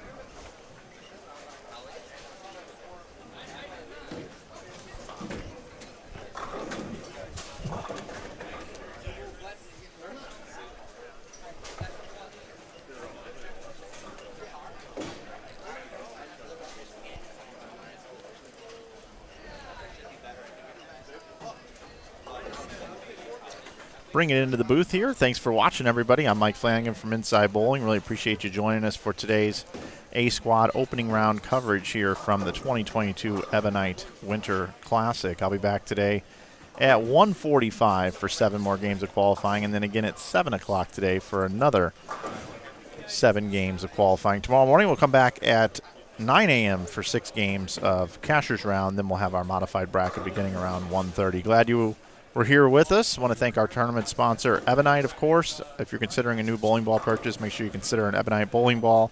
And, of course, our associate sponsors as well, USA Mortgage, Waterloo Convention and Visitors Bureau, Budweiser, the OP restaurant over on Ridgeway, Infusion Bowling. Don't forget you can save 25% over there with coupon code GIBA. the Kwik Star Quick Trip, Hampton Inn, and then, of course, thank you all for subscribing and supporting what we do here at Inside Bowling. We do have that coupon code down below on your screen. Coupon code YouTube saves 15% over at InsideBowling.com, where we sell some merch as well. So that's going to do it for me here from Cadillac XBC here in brisky cold Waterloo, Iowa. Hope you join us coming up this afternoon for our next 7 games of qualifying. Scores are low. That was the real story, was this lane pattern and just how low the scoring is. They will have some re-entries, so folks will re-enter. There will be some folks that will take a second crack at it. You're not allowed to re-enter more than once, so some people will re-enter on the B squad. Some people will re-enter on the C squad here today. And if you're within 3-4 hour drive or so and you want to come and bowl C squad, I encourage you to do so. It's very much a spare shooting, low scoring event here this weekend. So a little bit unique, but we're going to see some great shot making, and whoever wins this tournament is going to earn it. So for everyone here at Cadillac XBC, for Joe Engelkis' entire family and the staff here, and for you for watching and the bowlers competing out on the lanes, I'm Mike Flanagan. We'll see you a little bit later on today here on Inside Bowling, coming up at 1:45. Have a good break, everybody. We'll see you soon.